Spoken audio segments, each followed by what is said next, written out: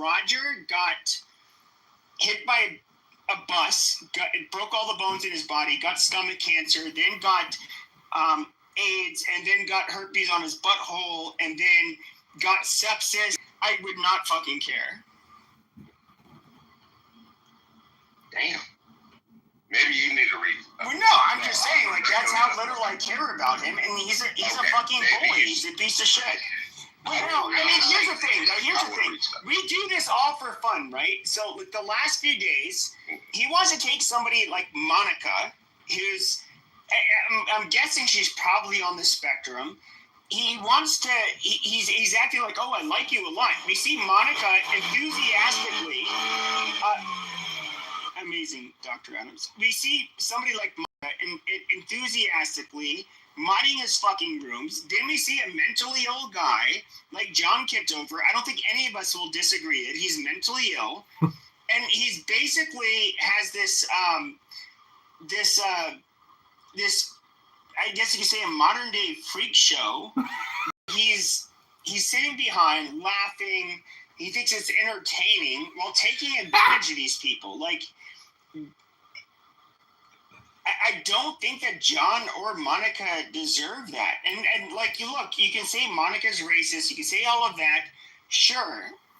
But at the end of the day, he's taking advantage of her. When it comes to John, who the fuck grows up and says they want to be like John? I'm going to sit in my fucking underwear in a goddamn apartment that I rent in Chicago with a bunch of goddamn phones, streaming to a bunch of rooms that nobody fucking listens to. This guy is not fucking well. Like, this is bullshit. Like, why are we pretending like what Roger is doing is okay or fucking normal? He's being when have you even seen me? I'm somebody who doesn't generally make people content. I have controversial subjects. People hate me for their subjects. That's fine. They're entitled to their opinion. But you don't see me dragging people or taking advantage of people like John. John has called me every name in the fucking book. You don't drag people? Do I usually make fun doing that? No, I don't. You don't drag people?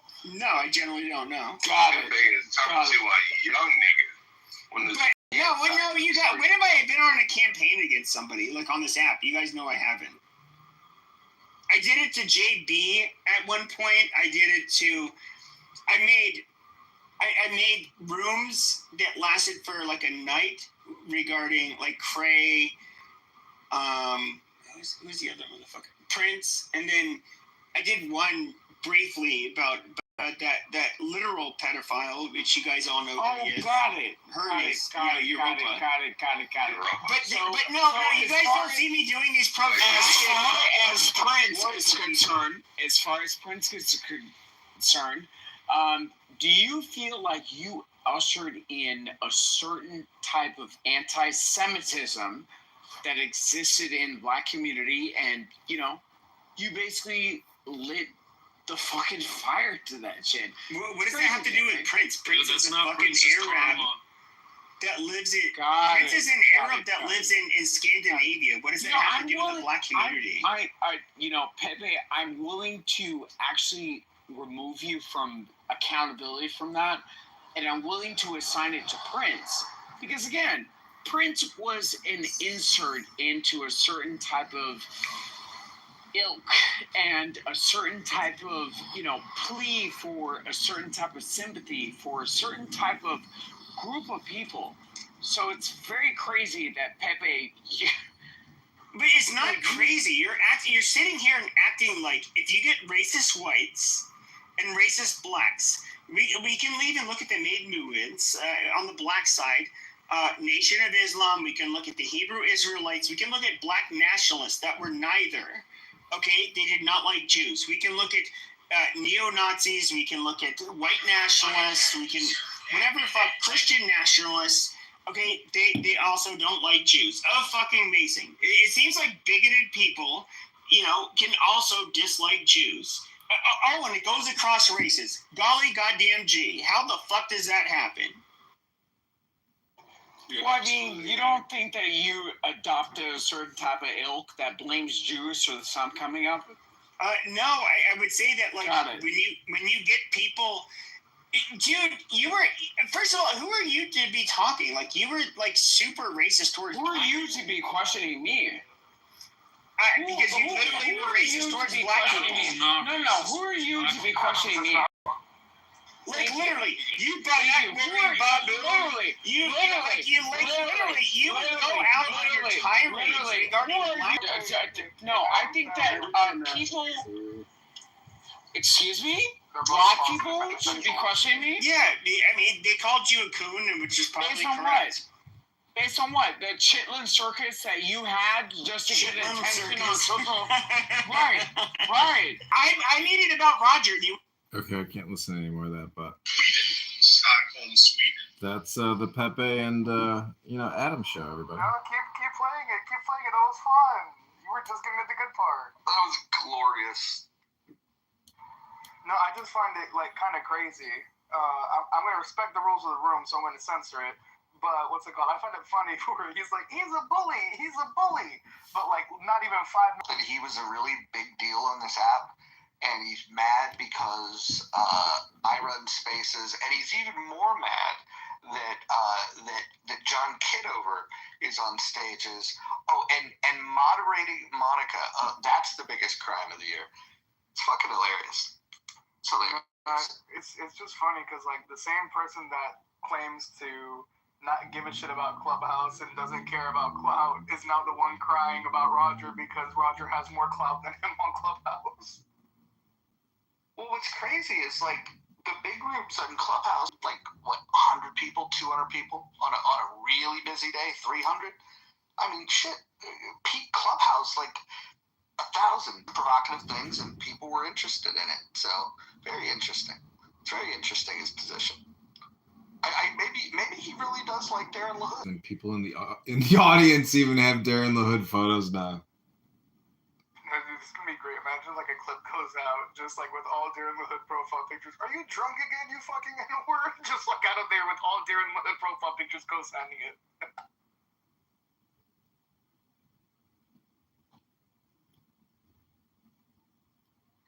Darren LaHood campaign kickoff.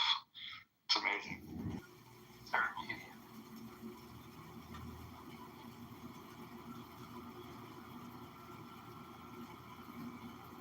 According to Rich, that means Turkish.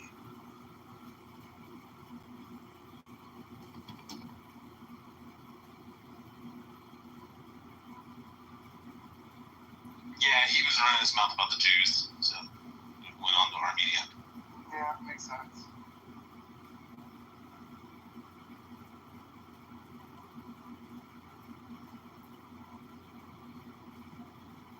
Yeah, Hog Up's one of the Hollywood supporters.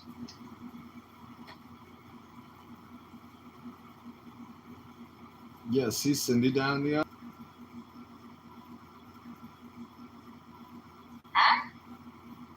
Lebanese.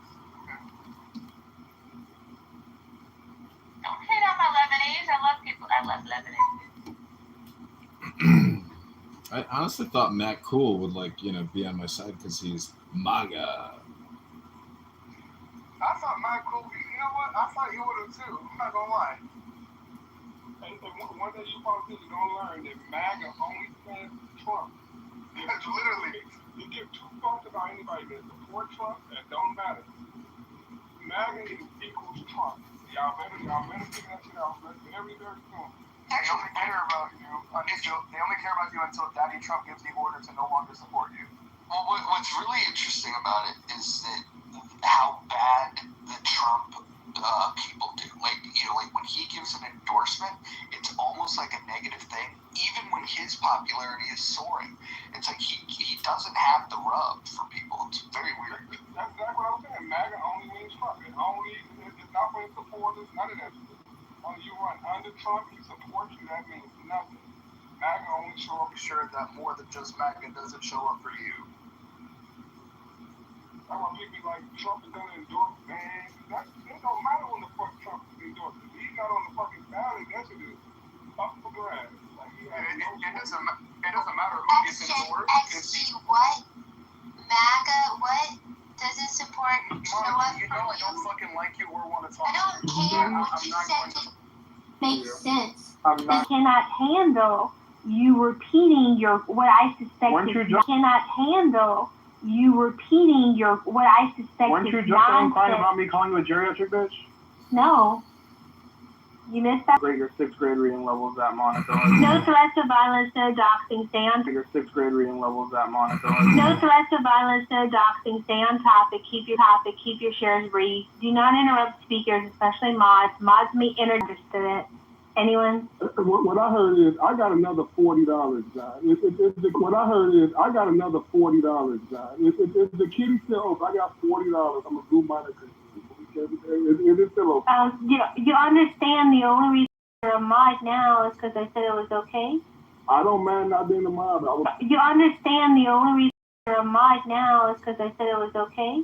I don't mind not being a mod. I will pay $40 for it again. I will pay $40. There you go. Not mind being a mod.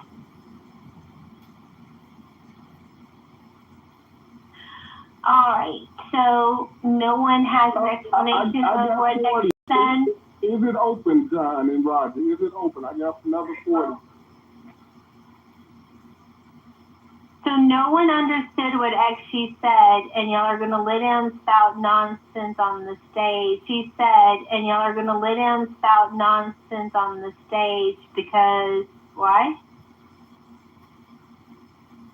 I was actually listening to Pepe because Pepe was also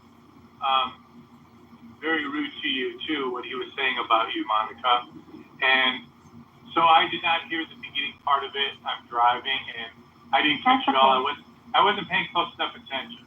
Other than I can tell from the tone and just the attitude, and it's unbecoming from my point of view. That's okay, Howard. Safe travels.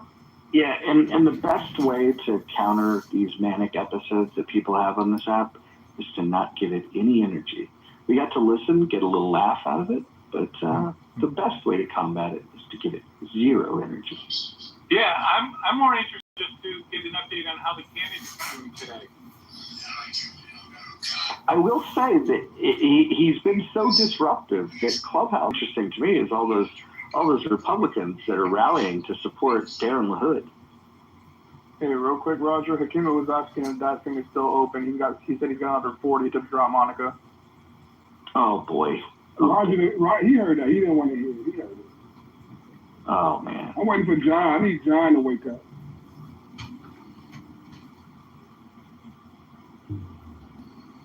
Yeah, the room title is still Pay to Goo Your Least Favorite People, and $40 is the high right now. So this is, your moment, Hakima. Hakima, do us all a favor and do God's work. Say your prayer, Scarlett. Before for the Negro movement.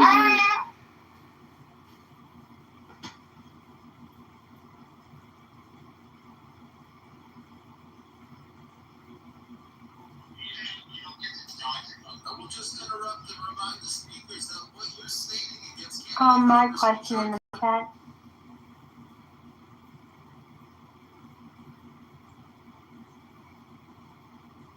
Hey, John, share the link up. I can't. Gray area, so if you allow it, I understand. Count your moment. Hakima, have a good evening, sir. Count your moment.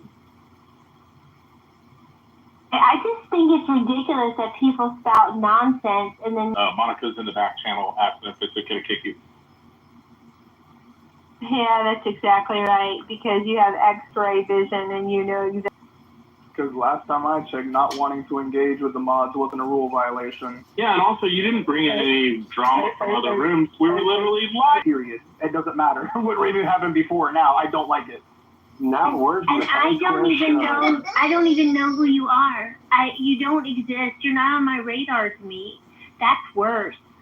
Congratulations. I may not be on your radar, but you're not going to be on stage. The 40 is in. The money is paid. Drop her. The money's in. Wow, I can confirm it. Hakima has sent the campaign $80 today. For $40. Thank you, Hakima.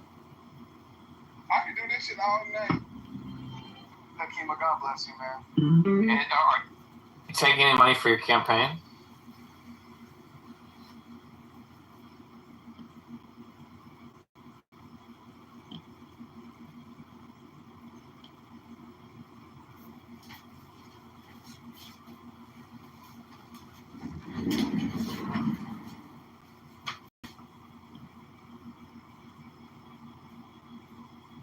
know what, Hakima, DM me your Cash App. I'm gonna send you 5 just for you being a good Samaritan and reimburse you with 5 of those back. Hey, I appreciate it, XG. Next time. I need this all to myself. All right, man, you got it.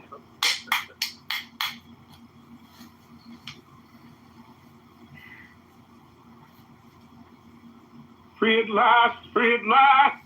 Thank God Almighty, free at last.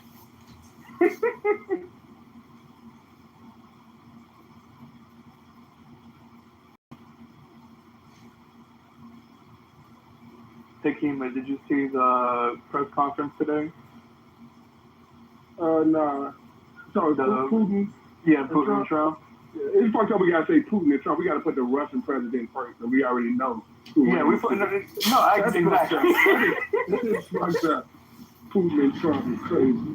No, but what's it called? There was one part that did make me laugh a lot. It was like right after Putin stopped speaking and Trump was starting, right? He was just like, "Thank you, Mr. Putin. That was very profound." And in the back channel, I was like, "This motherfucker had no clue at all what just got said. What the fuck do you mean that's profound?" Trump didn't say words. He didn't say words. He's a fucking... He just be talking, bro. He didn't say words. That's what it's got. Just little words and stuff. I guess when he said profound, I guess he thought he really said some shit. No, but then he also said that there were some tremendous Russian businessmen or something like that, around those lines, right? And when he said those lines, I'm just like, bro, MAGA and the rest of the Republicans would have crucified Biden if he ever said something along the line in-game taboos I've ever seen. Actually, he said some shit before the meeting where he said some shit like, I've been knowing Putin for a long time, and whatever he said, now we're both president, and then they planned this shit. Right? What the fuck are you talking about, dude? Like, what are you saying? No, I am interested, because you are somebody else that happens to be in my aisle. Now, not exactly like 1-to-1, but we're at least in the same aisle when it comes to the voting block. Who do you think is our best choice for 2028, realistically at the moment? Perspective. I'm a socialist from the Democrats' perspective. I have no idea. It's highly unlikely that I will vote for the Democratic candidate. It's highly unlikely. I don't care who it is. It's highly unlikely. Unless Trump is running again, then the Democrats got my vote. It's highly unlikely I will vote for a Democrat. Who says he's gonna run? He very well might. I won't put nothing past those fuckers. Yeah, exactly. What I'm saying is, I'm putting nothing past him either. Who's to say he even has to run? Who's to say he needs to? Right, exactly. That's the problem right there. Yeah, but I mean, with that $200 million renovation, looks like you want to stay there for at least a little bit.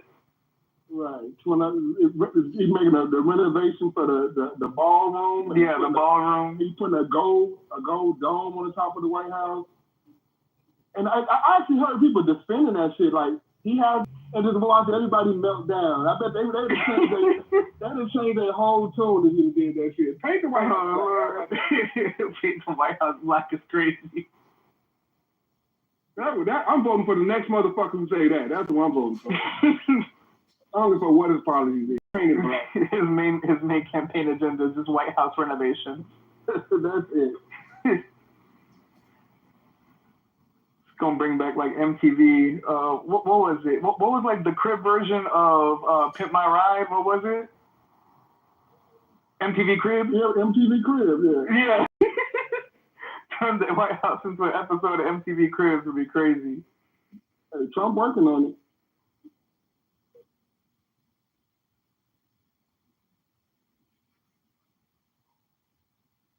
Man, I wish Trump would drone strike some American citizens so we could see the Democrats' response. Shit, he doing work to American citizens. He done part. He's 1,500. Yeah, kind of. And Rich, for the record, I am not defending Obama. Fuck Obama. I get. Yeah, no, you love Obama. You got Obama's dick buried down the back of your throat. That came up. That go to homo shit. Hey, don't project your thoughts. That's some street cred shit there. That was called wishful thinking. No, that was real. I would not argue about another. Like Like JFK, that's some gangster ass shit. Like I'd pass JFK as a black man. Andrew Jackson was Old Hickory. Like Hakima, you know what I mean? Like, do you think JFK would pass? No. You Hey, can't have no XG, passes. you might have something. He did get shot on a street corner, XG. Oh, wait, that was so bloody rich. That is kind of crazy. But he got shot by a white man, so that do make sense. Yeah, that definitely makes him black. Oh, I'm gonna shut the fuck. So isn't a big winner today actually Zelensky? It remains to be seen. I just know who's not winning. The American people is not winning under Trump. I just know America. I don't feel America first right now. I just don't feel that right now. It's like everything but America. Yeah, Hakima is more first.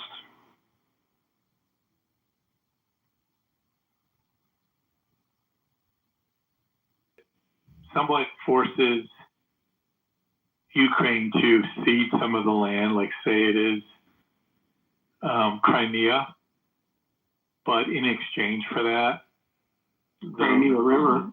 Yeah, the non-NATO, the non-U Will never happen. Why not? Oh, he's going to finish the war by giving that up the Donbass Peninsula. He's going to threaten Volodymyr Zelensky that if he doesn't, he'll just cut off funding. That's all he has to do.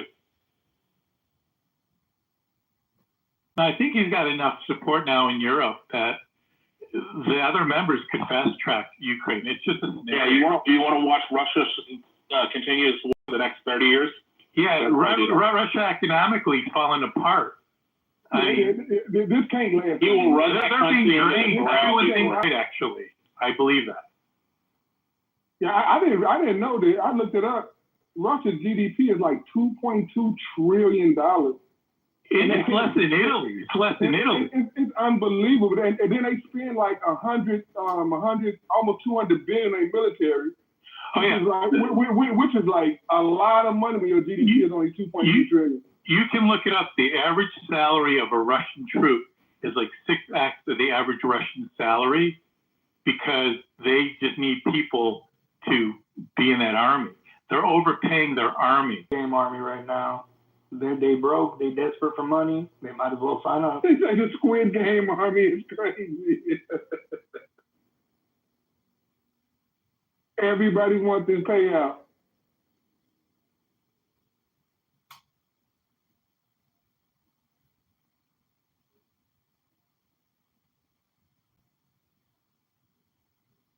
That's what Trump is over there doing. He's saving Putin's ass. Because if the U.S. just back Ukraine fully, Russia going to either have to lose the war or resort to.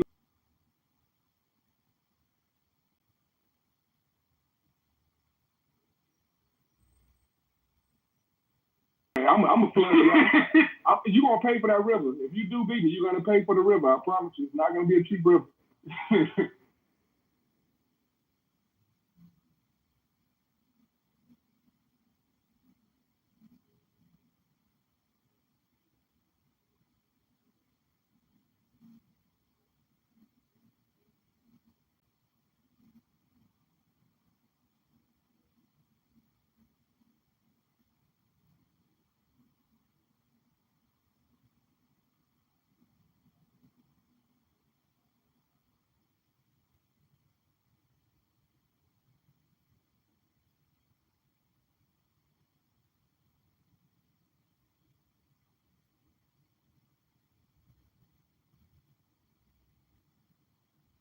Wake up, Roger. Don't take it personally. I paid to get Barack Obama. Amazing.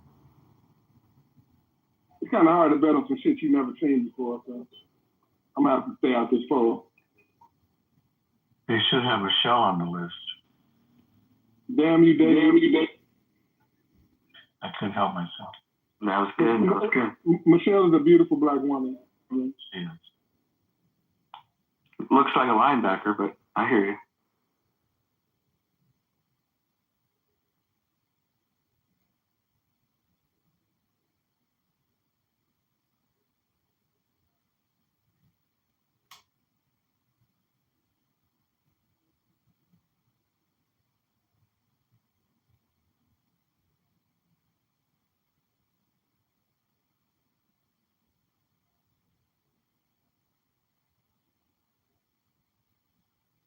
So they're allowed to talk now, or are they going to do some gerrymandering too?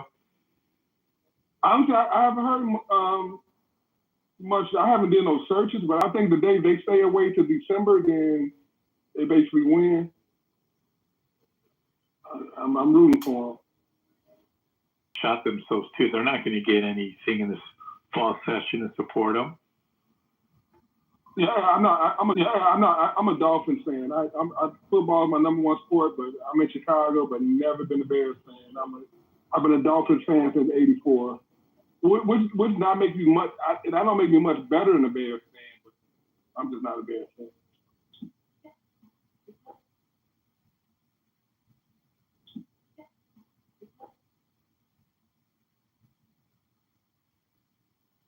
I'm a fan of the team that had the greatest quarterback mojo in the history of NFL. Championship or not, Dan Marino is the best quarterback. Do some business with him on a licensing thing. Oh wow! Got to meet him. Do some business with him on a licensing thing. Oh wow! I heard he's an asshole in real life. Is he an asshole? No, I didn't find it. I mean, he could have been, but the if you know encounters I had, he was really magnanimous actually. Oh wow, that's good to hear. He's the first person I heard have some good news about him. I heard he was an ass. I guess y'all was doing business, so he had to be on good behavior. I guess.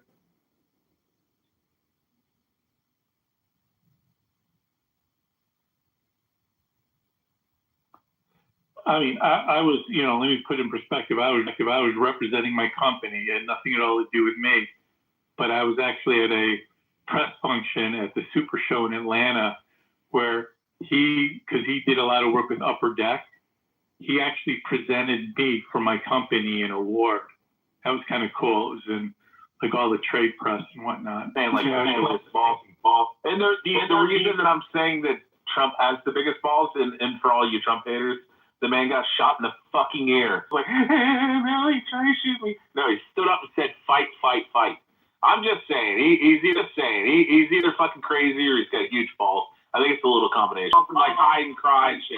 Hakeem been shot at a fair amount of times too, so. Yeah, I guarantee. Hakeem been shot at a fair amount of times too, so. Yeah, I guarantee he was running away. He was running away as bullets were coming out. Running away. The record, I got shot in the leg, Rich, and you motherfucker, I was definitely running away when I got shot. Oh, I know you. You motherfucker, I was definitely running away when I got shot. Oh, I know you were.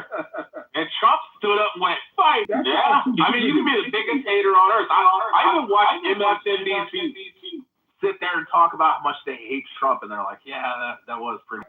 You know what every world-renowned fucking sniper says about that around the world? They'll laugh. And so there's no fucking way with iron sights. Oh, the guy shot like the guy in the audience. Oh, the guy shot like the guy in the audience got shot. Well, someone behind him on stage died. Yeah, firefighter jumped to cover his wife and his daughter. You know, when he heard gunshots coming out, and then got shot and killed.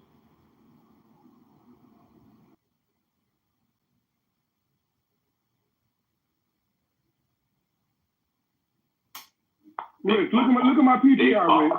Look at my PTR, Rich. Show me the blood running from his ear. So that blood is coming from his mouth, bro. Now look at the picture. No, look at the picture. Can I explain something to you? No. The blood is coming from his mouth. I want to explain to you, fucking retard. Okay. The blood was running down here. Totally makes sense what's going on there. From his mouth, dude. I totally agree. I totally agree that there was secret service. From his mouth.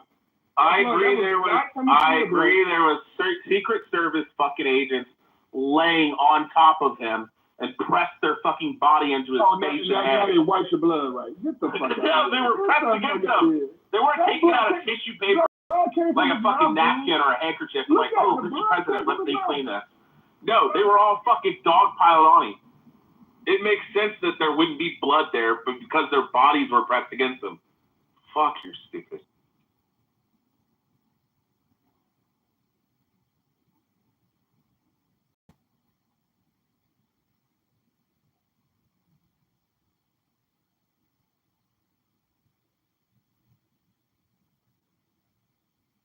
Fucking, you fell for that crook ass shit, Rich. Come on, you gotta be smarter than that. You fucking retard.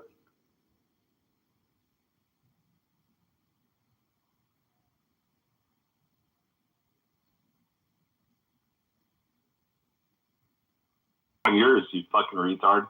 You can see where the blood is smudged and smeared on the back of his fucking cheek behind the one on his bottom lip where it runs off. I could have respected you a little bit more. I don't want your fucking respect. But now, honestly, I would like to take a new poll. Roger, can we put up an app?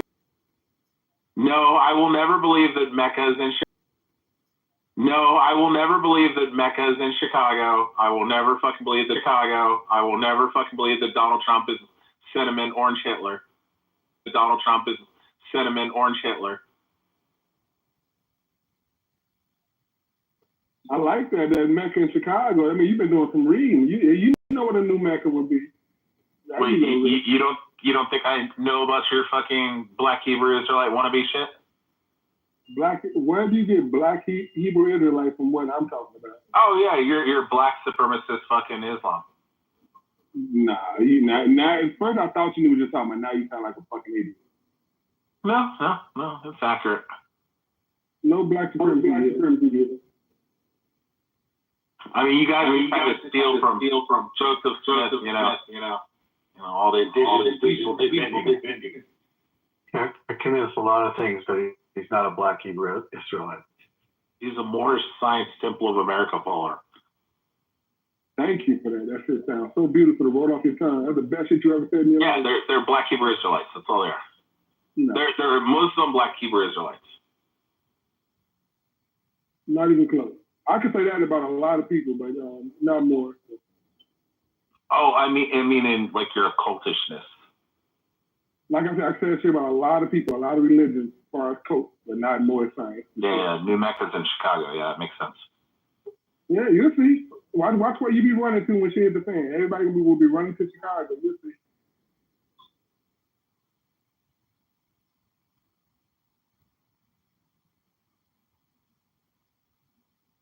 The safest place in America. Hakima killed this room. Roger's not gonna revive it. He's got a DNR. And do not resuscitate. Yep.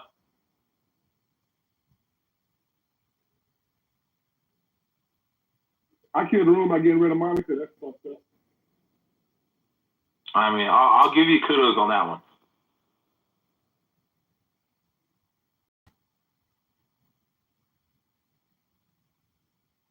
Yeah, that was money well spent. I had fun with that shit.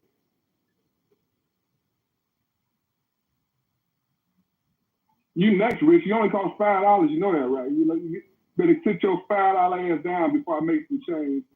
What's going on? No, that was a good line right there. What movie was that from? What? Danny would say New Jack City, but I don't think so. I think it was before that. I was talking to somebody and they said that they used a fake alias name on a campaign finance, and I was trying to explain to the person that you can't do them because they can land you in a shitload of trouble. And also, since you did donate at least one penny, all of your first and last name and all that information is now publicly available under the John Kitover campaign. My it's actually not true. Anything over $200 has a donation. Public record. Hey, Rich, my name is... You should look it up on Illinois. My name is Hakima McMillan. No, I'm not talking about you, bro. I'm saying hopefully you didn't use a fake name. That's what I'm saying. Why would the fuck would I do it? I was talking to somebody else, and they're like, no, I used a fake name. And I'm like, oh, God, no. This is not the first campaign. Yeah, it's not your first rodeo. I get all that, Hakima. You guys should look up Illinois.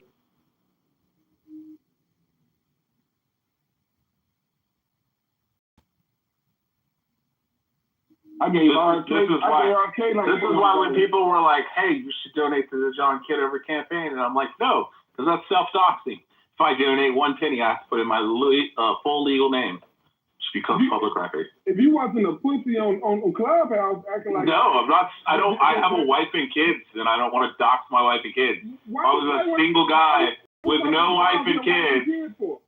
Unless you that's the last. Hold on, Hakima. That's the last thing I need to do is having. Everybody coming to you. No, I'm not stupid. Yeah, you sound stupid. Think somebody gonna come to your house. A Sunni Muslim. Oh wow, the boogeyman Sunni Muslim. Oh no, they literally consider you the way that Christians consider Jehovah's Witnesses or Mormons. And that's the beauty of it. It is not up to them to decide. Yeah, no one cares. Exactly. We were talking about everybody who's donated 1 penny and put their legal U.S. name. And if they didn't put their legal U.S. Once somebody use a fake name, how are you gonna find out it was them? How will the federal government or the state of Illinois find out? You understand there's a thing called investigators that investigate shit like this? Like, what are you talking about, Hakima? Seriously? You don't think they go after people for violation of campaign finance? Okay. Yeah, for 1 penny, yeah, they're left with that shit. No. For using a false name. For using alias or like nicknames. Only you care about that. I'm not. I'm just concerned about people that did that. You're not concerned. You're hoping. No, I am. I hope I use a fake name. That's what you I don't give a shit about you, bro. Yes, you do. Why the fuck would I care about Hakima, who thinks that Donald Trump staged his shooting? In your head, bro. Oh my god. Oh my god. Bro, you are the least of the people that I fucking think about every day. I hope that's true. 100% on my grandmother's grave. I do not think about you. Thank you. Keep it like that. Because when I know in Clubhouse, you can't keep my fucking name out your mouth. I usually don't even address you. I usually make slide little comments about Democrats, and then you come off fucking mic and start screaming and yelling. Or if I say anything about Donald Trump, you're like, whoa, whoa, whoa, whoa. And you start fucking losing your mind. You just make shit up, Rick. I said Donald Trump had huge balls and you crashed out for like 20 minutes about how it was a fake shooting. Who lives in whose mind? And what was the fake shooting? Do you believe the earth is spherical as well? Do you believe that 2 planes knocked down 3 buildings? Do I believe that Saddam Hussein switched over all oil production to the euro from the U.S. petrodollar? The day we took Baghdad, we switched it back over to the U.S. petrodollar. Because all oil globally has to be sold under the U.S. petrodollar.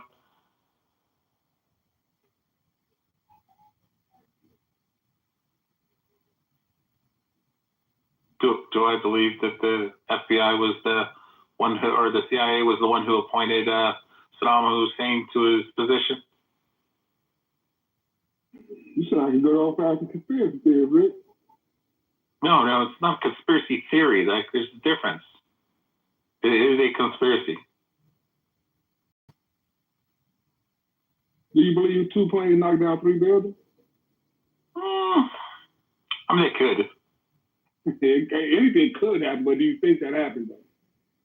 I mean, would I say that I believe that there wasn't like had a hand like him, like if the buck stopped Bush and his family? That's what you really believe? No, I mean, well, you know, a lot of shit that happened. You had fucking, threats against his father. You had a war that his daddy couldn't fucking liquid explosives that also have contracts in the World Trade Centers, and we're also working on the World Trade Centers a couple weeks prior in the fucking stairwells. So I mean, there's just a lot of shit, yeah. And then Dick Cheney out big times in Halliburton, like damn it, created or some shit like that. Huh? Then Dick Cheney out times in Halliburton.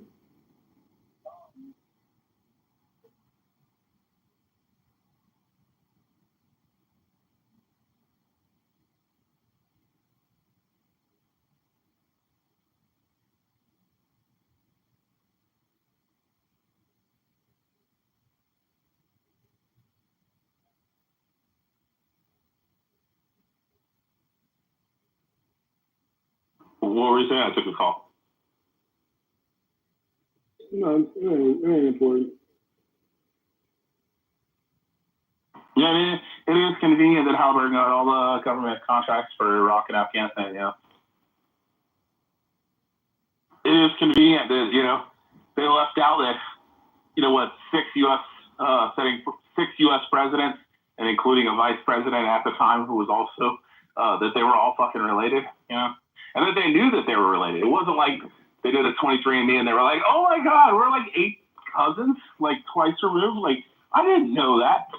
You actually look into it and you're like, oh fuck, like they were all like friends and knew each other and all had connections. And Barack Obama's fucking grandmother used to run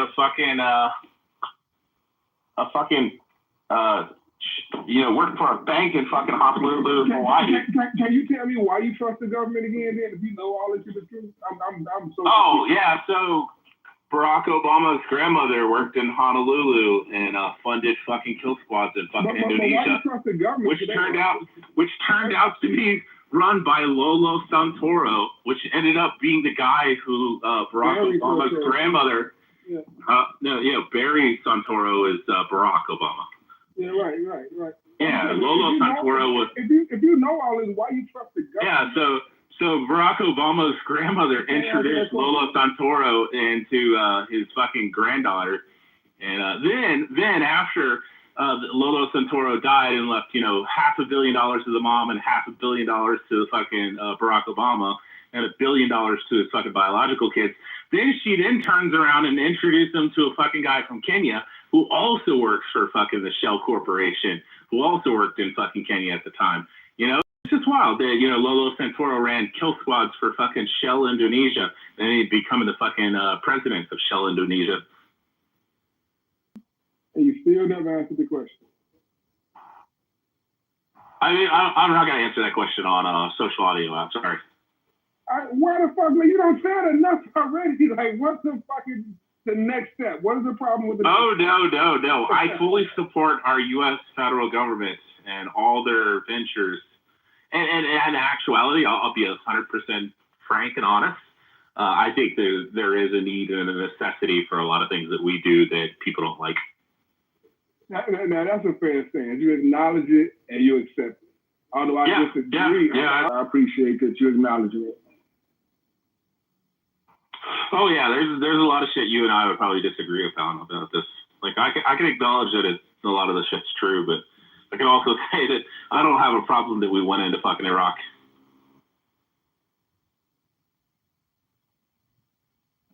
Yeah, the deficit says different. And all of the millions of Iraqis died and the thousands of U.S. soldiers. Yeah, you say, but them was kids that died.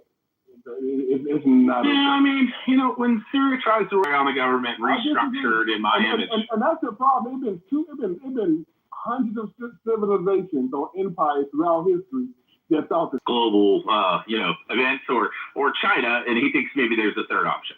I think it's a third and fourth and fifth option.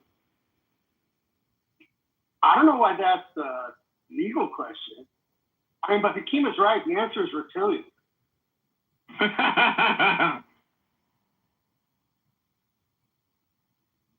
Oh, he also thinks that Donald Trump was never shot in the air.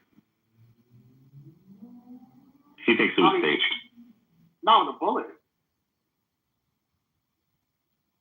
Uh-oh. Marcus, why must you feed the mentally unstable? No, I'm talking to you. You're the one talking to me. It's, look, I've seen his ear since then.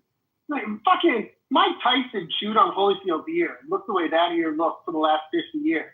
You're telling me Tyson or Trump got shot and the ear wasn't as bad as the dude who got his ear chewed on? Hey, Marcus, stop using common sense, Marcus. Like, I used to have a little more respect for you, Marcus. Common sense is I'll not believe allowed, that for a Marcus. second. That was it. Yeah, you should be elated.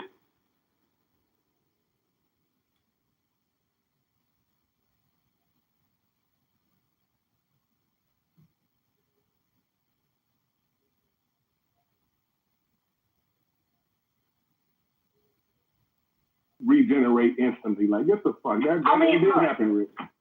The truth is, he probably did get shot. It's just not Donald Trump anymore who's the president. That's the most reasonable explanation.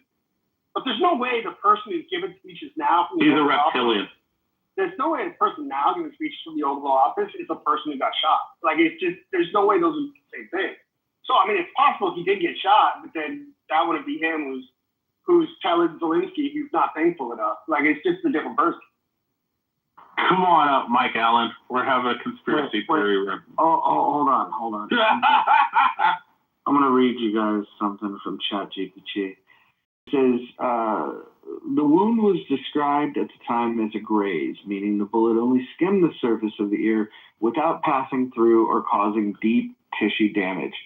That kind of injury often heals with minimal scarring, especially if treated quickly by doctors. By the Republican National Convention, just a few days later, the wound was already bandaged and looking relatively minor. So, what's the story? There's no such thing as a graze with a 5.56 round on your. Yeah, there is. Like, what it do? Like, and then we look at ChatGPT and go, that fucker's completely wrong about this. This is why I brought him up, Roger. When we ask you a question about that we don't know a lot about, like medicine, all of a sudden, oh yeah, no, it's absolutely right. Mike, do you think that Donald Trump was shot in the ear? Yes. Well, hold on. For those that think he didn't get shot, what do you think happened to not only the shooter, but the other victim who had his brains blown out? Like, what happened there? Those fuckers got shot. And so those were real bullets, and that was a real crime scene. But what happened then? What are we saying happened to Trump? This is a bar licensed attorney, just so you know that, Roger. I know who Marcus is. Did you just beat him or something? No, I know. I'm just stating the obvious. That's all. I got to get on the train, so I can't answer right now. But it's pretty clear. Why you gotta hurt somebody, try to hurt somebody's credentials to win an argument? Like, win an argument with your own words.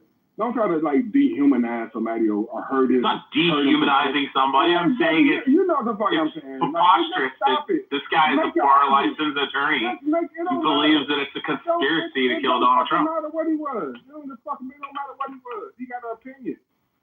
The man spent 3 years studying jurisprudence after undergrad, and now thinks, oh, Donald Trump really wasn't shot in the ear. It's all a conspiracy. You're a fucking train operator, motherfucker. What makes you a genius?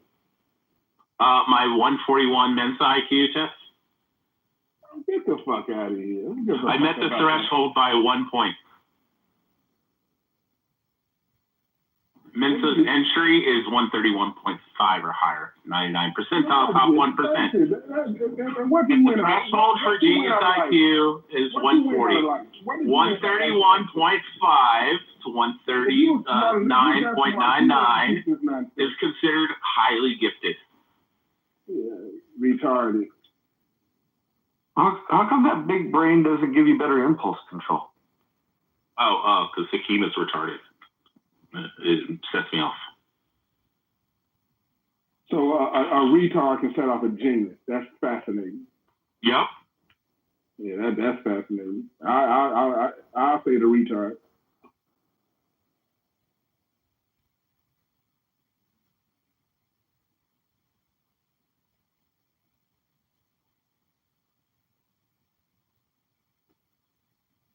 No, I think there's a lot of questions about the day that Trump got shot, but it's not whether or not he got shot. It's why didn't they have better security? There's a lot of valid questions that people could ask. I just don't get why. Oh, yeah, I would agree with that. I mean, the obvious part is that he did get shot. But it certainly looks like either gross negligence or maybe even a conspiracy to like how do you let that happen? I just don't even get it. I feel like security at a fucking like at a ball game is better than this. Like how is this? You have the president of the United States speaking, and they don't. The one place that somebody get a shot off from, and like they don't sweep the area. I mean, it's just crazy. Hey, Roger. I'm just disappointed that Donald Trump didn't fucking replace her. The building the shooter was on, and if this should happen that way, it would be real scorched earth from Donald Trump. If this should happen and he damn near got murdered. Here helping the special ed.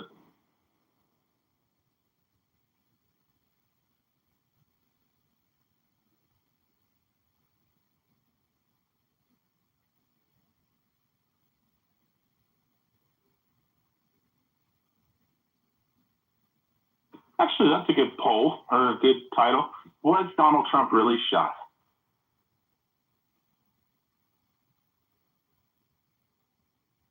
Thank you, Teapot. He has rejuvenating and regenerating powers like you can't imagine. I just said that. He like Wolf man. I just said that shit. Thank you, Teapot.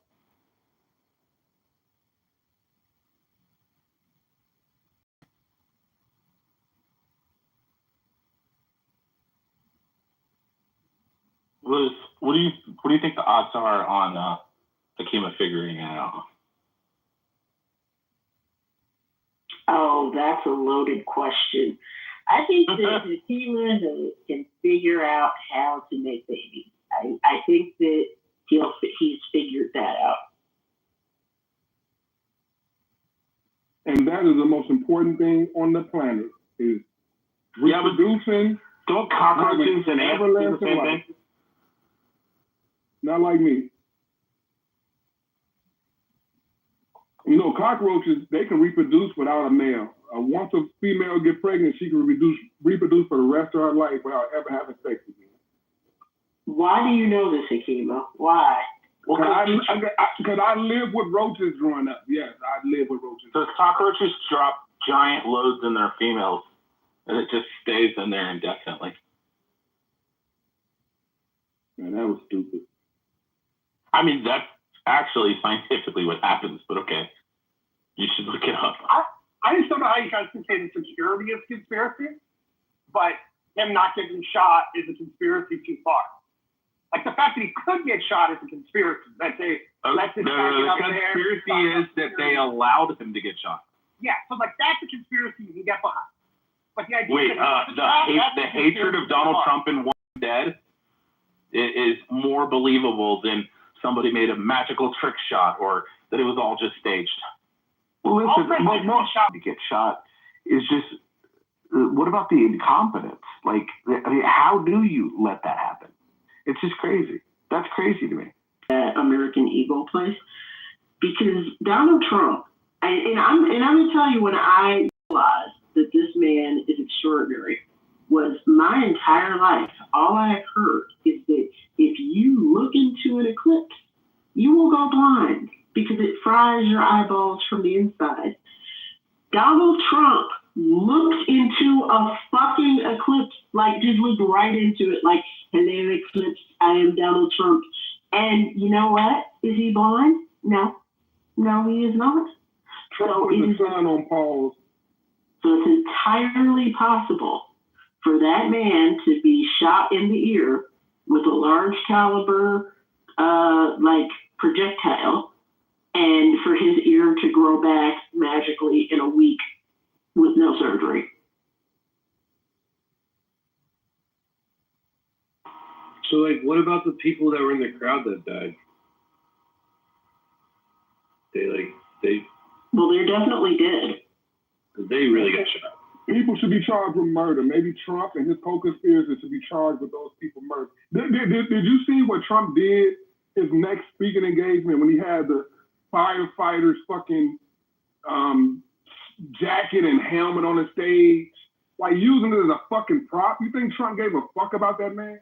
Like, who does some sick ass shit like that? This man so-called died because he was behind you, and you use his fucking uniform as a fucking prop. Like, get the fuck out of here. And he got something wrong. I forgot what it was. He got something wrong with the uniform. Like, it wasn't even the accurate information. Like, come on, man, get the fuck out of here. Trump is a piece of shit, and y'all voted for him. 3 times. How many people died at the shooting?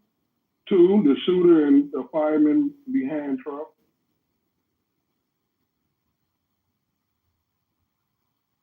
Yeah, I'm just on this ride for the next 3.5 years.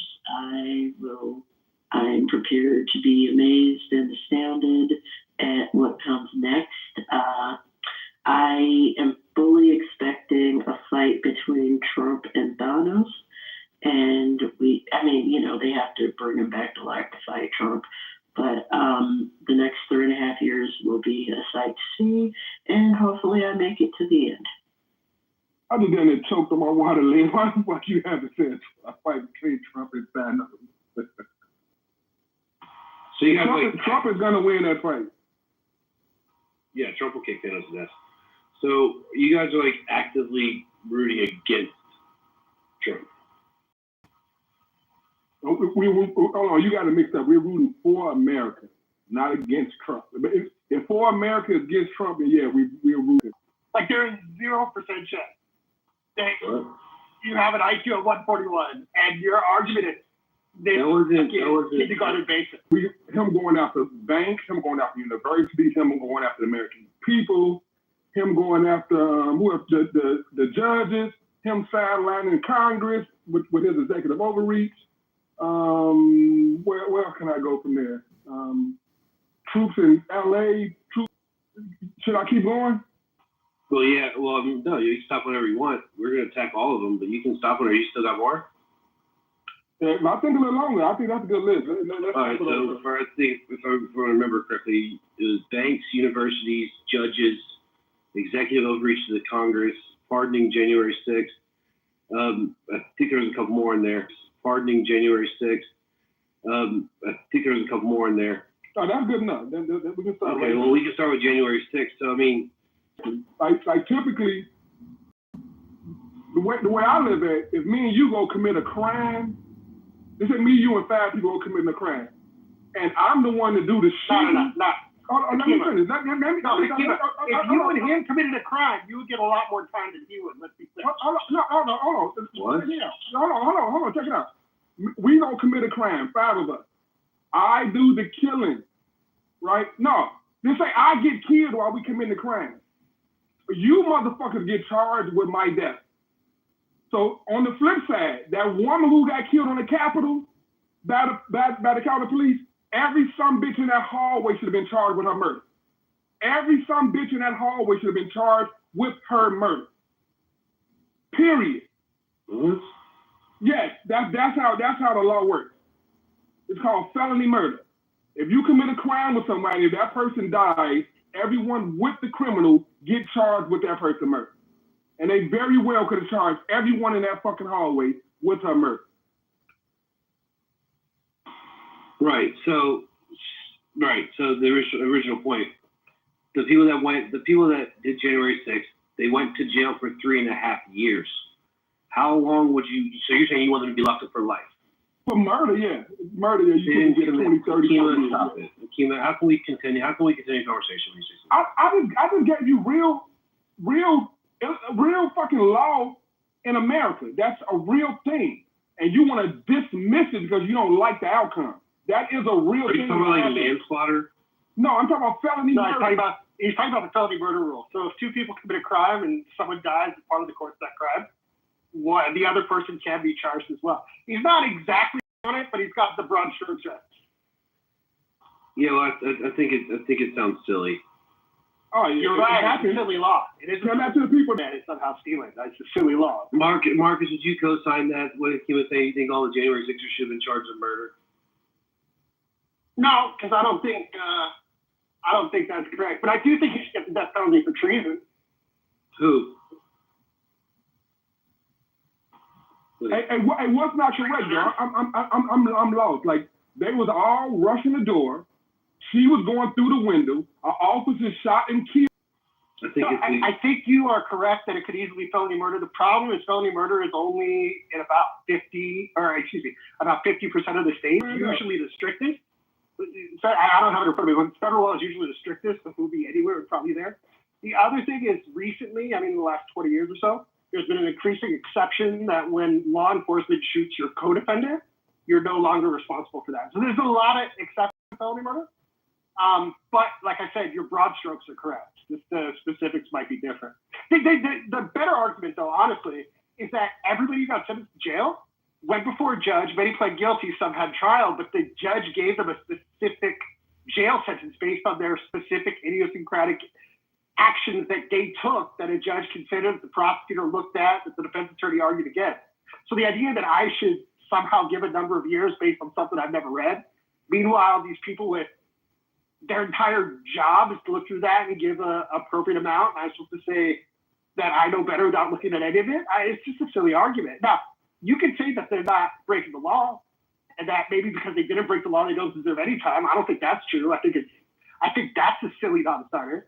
But the idea that I should know how much time they get, what they should have gotten, is probably what the judge gave them, at least in this particular situation. And it's across the board. Each one had a specific considered time that they were supposed to spend in jail or probation or whatever, based upon what the judge looked at their case, what their attorneys argued for. So to say, yeah, they're all wrong. I just think so what was the average time? Hold on. Listen real quick. This chat GBT, so take with a grain of salt. Do felony murder exist in Washington, D.C.? Yes, the felony murder doctrine does exist in D.C. Under District of Columbia law, first-degree murder includes not only intentional killing, but also death that occurred while committing or attempting to commit certain serious felonies.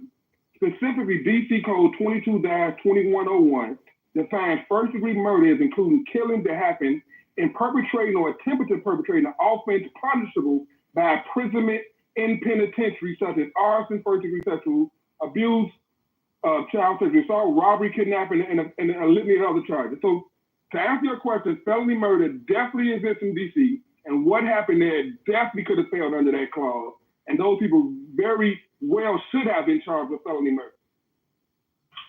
Okay, so I do think this is a silly argument. I don't know why we're spending time on this part of it. I don't. This silly is crazy. You started it. You're the one who started the argument. That's what I was spending time on. You started it. Okay, ladies, listen. When you read that right there, you said certain felony charges. I don't know if you want to keep reading. I don't know. Is trespassing one of those? Now, pointing out is, first of all, he didn't pardon every January 6th or the violent one. I think he just misgendered it. He didn't pardon.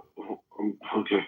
Well, he didn't pardon the violent ones. He pardoned the people that were like, walking through the Capitol. Look, I do believe they should have went to jail. Now you lying now. You flat out lying. He pardoned 1,500 people? He did not pardon every single January 6th. That's not all right. Yeah, but he pardoned some shit on the wall, right? 1,500 people. This is insane. He didn't pardon He didn't pardon the super violent ones. What I'm saying to you guys is we all watched January 6th. You started. This is the one point of his 19 points you started. This is the one point of his 19 points you wanted to address. And you wanted to address. You can't even get past this one. You want to not even Fatima, you brought up the you can't even get past this one. You want to not even Fatima, you brought up the you're absolutely.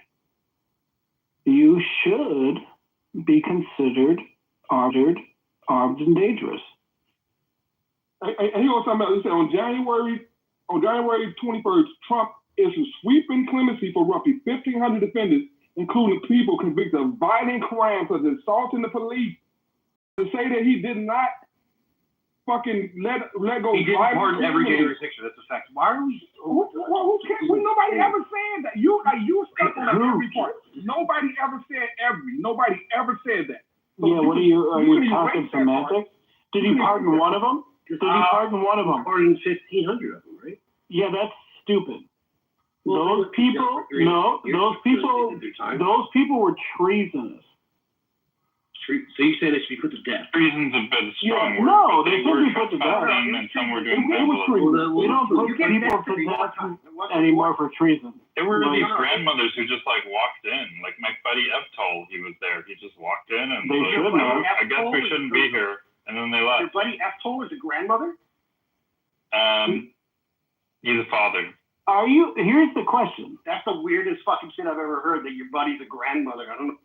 Here's the question. If you legally force yourself into the federal government when you are not allowed to be in there, that's not treason. That's rise to the level. Okay. What is treason? What is treason? You have intense TDS and you. No, define it for me. You don't know anything about me. You don't know what I have. Okay. Define treason. I'll do it for you. Normally I wouldn't do this, but I think they were just protesting and it got out of hand. Are you saying none of them were? Trying no. Okay, so then it's treason. Then it's treason. Okay, dude. Joe, were you watching? Can I get a mod badge? Feel like our country was about to. Yeah, get a mod badge because you can't have an argument. Joe, did you feel like doing it right now? No, it's retarded now because you can't. Wait, are you saying, McAllen, that if someone tries to steal your car and you don't really believe they're going to steal your car? They didn't attempt to steal your car. I just want to say that it was amazing seeing Alex Jones being the voice of reason. A bunch of idiots. Dude, who gives a fuck? Double. A bunch of idiots. Dude, who gives a fuck? Double. You're missing it. We can't do better. The Great Reset happened, remember? Everybody lost all their fucking Hakima. Okay, Mike Allen. You lost 1 point, Mike Allen. Mike Allen, you lost 1 point. Now, what's the next point you want to go to? You lost one already. I didn't lose shit, bro. You're so butthurt about January 6th, bro. Like, chill the fuck out. Yeah, a bunch of people trying to overthrow the government. Why aren't you butthurt about that? Are you American, Mike Allen? Are you an American? Yeah. I thought Joe. Nobody else cared when the Black Panthers did it in California. No, but they didn't. Yeah, nobody cares that they went in. Was full auto fucking. They went in with fully automatic fucking weapons, not even select fire or semi-automatic rifles, because it was prior to the ban. Who they hurt? Right. No. What's wild to me is that you guys They are went in with talking full about auto rifles. That's And walked into the state Capitol building in California. What's the problem there? Fucking wild. Have you guys ever seen an actual fucking insurrection in another country when there's a rebellion and a revolution against another country? It looks nothing like fucking January 6th. And for you guys to say, well, that's because Republicans are pussies. Like, you guys, that's because Republicans are pussies. They can't even do an insurrection. They can't even do an insurrection right. It was a bunch of idiots. Pussies. They can't do an insurrection right. So then who I'm sorry, one lady that shot her gun.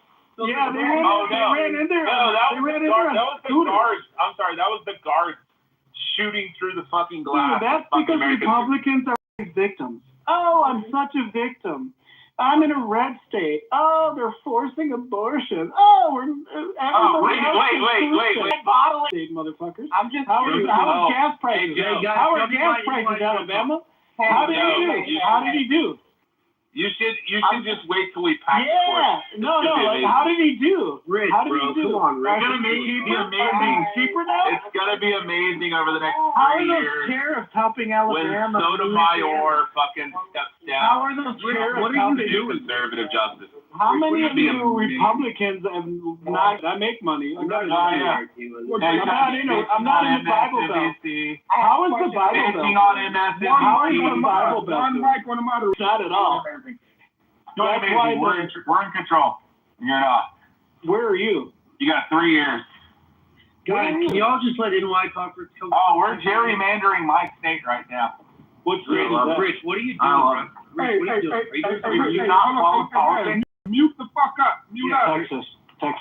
Mute up. Yeah, there you go, boy.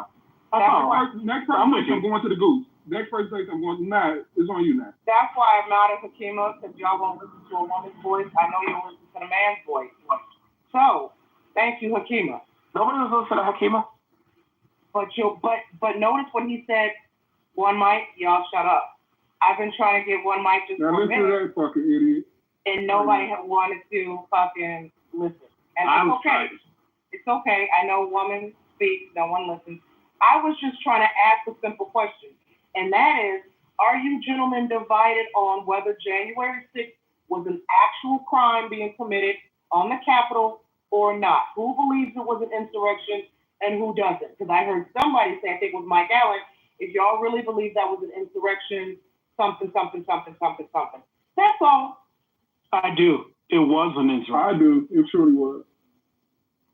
I think it was a poorly attempted one. I think they did commit a crime. I think they deserved to go to jail. And I think they did go to jail, and they did their time. Yeah, I don't think it was necessarily an insurrection, but I do think that those people are in violation of trespassing after warning, because there is, for public property, time, place, and manner restrictions. You think that was their intent? It was just a trespass? That was their intent? We're just going to trespass. That's fucking dumb. That's fucking stupid. I would like to answer the same question. Please, Because one mic on the audience, please. I think that what might be being overlooked here is the essence of the question, which is, was it Donald Trump's fault? There was an insurrection. It was illegal, but I don't think it was Donald Trump's fault. And that's what really it comes down to. Like, no, it doesn't. It comes down to no, we're not talking about Trump. Hold on, Joe. Hey, Gil, let me let you know the reason why you're wrong. Joe, you're always talking about Trump. Come on. Let's talk civil after. No, I'm not. The reason why you're wrong is we're talking about the pardon part. So if you agree that it was an insurrection, I came in a conversation. So if you agree it was an insurrection, whether or not Donald Trump started or not, he pardoned some insurrection people. If Donald Trump's dick was made of ice cream, you would be diabetic. What are you doing, dude? Like, come on. What is that? No one was.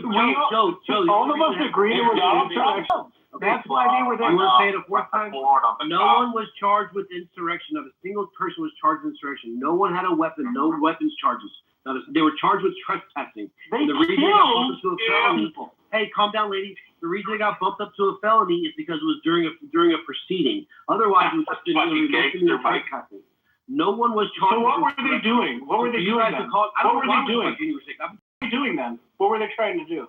Well, I think the whole point was trying to get the kick. They were trying to trespass? Were they a bunch of skateboarders? That's what you really think they were trying to do? They were charged with trespassing. They were just going to trespass and do some graffiti. That's what they were charged. Yeah, that's what they were going to do. Hold on a second. They were going to do some graffiti and get out. Hey guys, hold on a second. I got a question, Mike. Mike, I got a question. Well, first of all, we talking about January 6th because you responded to a question you asked me. You asked me a question. You started here January 6th. You brought it up in your topic. Right, and you started on this one. Well, I started at the very end. I was working my way backwards. Oh, and you lost this one, correct? So what's your next one? No. Okay, no, I didn't lose this one. We have a different opinion on this. You think they should be put to death. I think that they did their time. Cool. We both agree they're criminals. But I wouldn't call it insurrection. No one was charged insurrection. Anyway, the point... last question on that. Then why would you call them criminals? Who charged them? Because they trespassed the Capitol. What administration charged them? Well, they went to jail. So was it a bunch of teenagers? Wasn't that Trump administration that charged them, right? No. No, they got it. Yes, it happened January 6th. No, they rounded them all up in fucking March of 2021, bro. And they were in jail till 2025. It was 3.5 years.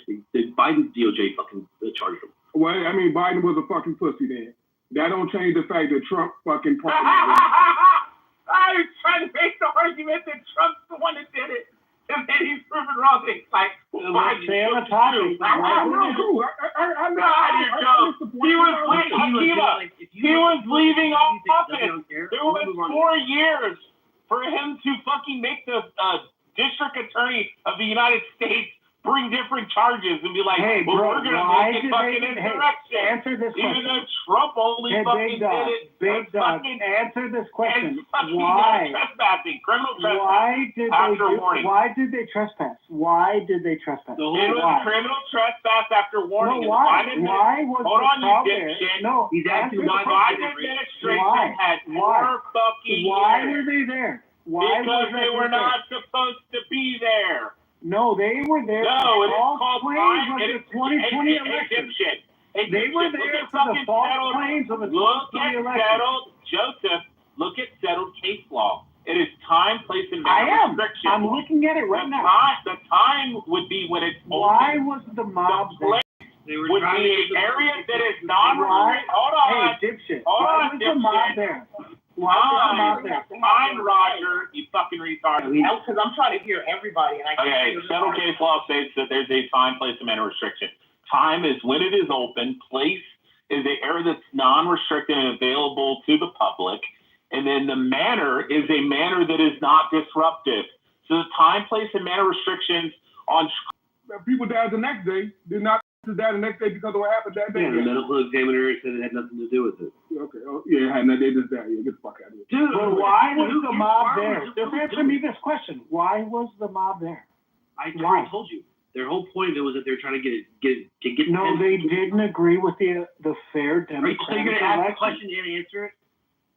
Well, I'll tell you why. I want to ask you. I'll tell you why the mob was there. The mob was there in defiance of the 2020 fair election.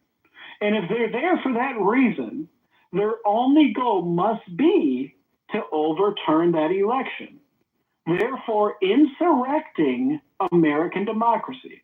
How do you argue that? I will. So I thought the whole point of it was to get Pence to kick it back to the state, to have them recount the whole thing with the state. Then you agree with me. They wanted Pence. They didn't. They wanted to hang Pence. Remember? They wanted to hang him. See, this is why. You realize that voice everybody keeps modulators change your voice, but not your cadence, you fucking retard. Hold on, Rich. Hold on, because if we keep moving you down, we can't bring you back up. I still understand what we're talking about January 6th. No, I'm just saying, like, you could use a voice modulator to change your voice, but it doesn't change I am not your fucking you said I had a cadence, account. all that kind of fucking shit. I'm not. Are you using a voice tonality. Are you going to be at the Capitol tomorrow? This is the exact guy who's going to be at the Capitol.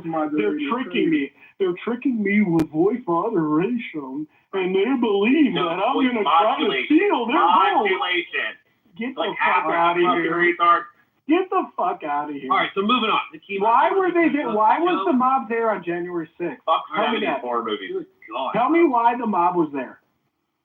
Just tell me. You're asking to overturn the election. Okay, cool. Right?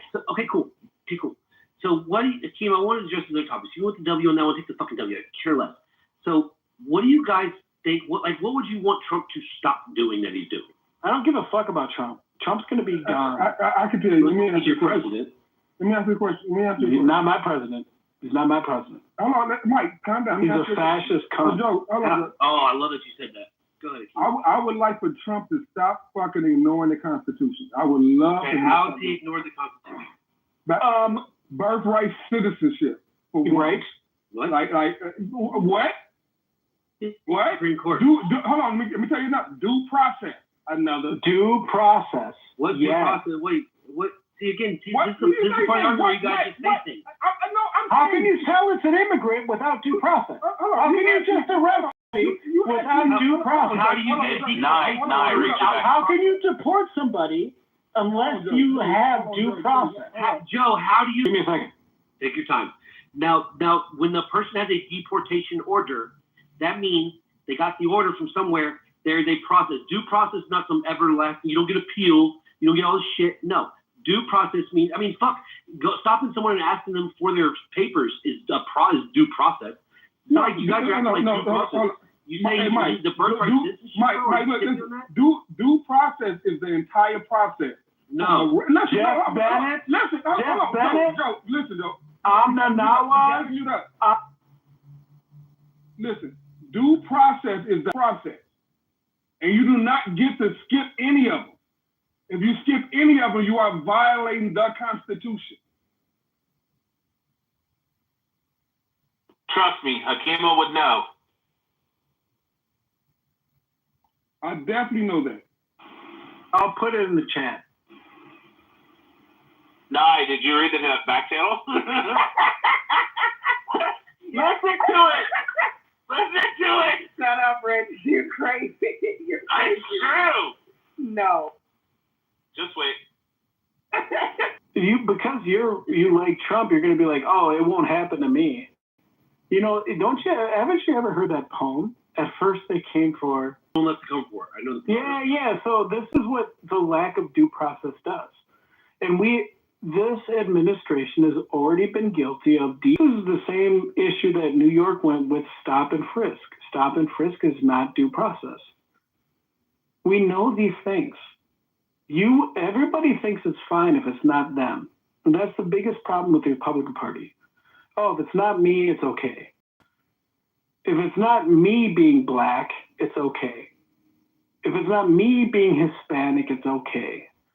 And a police officer can just stop and frisk because I look to them like a criminal. That's not due process. That's not Miranda. That's not America.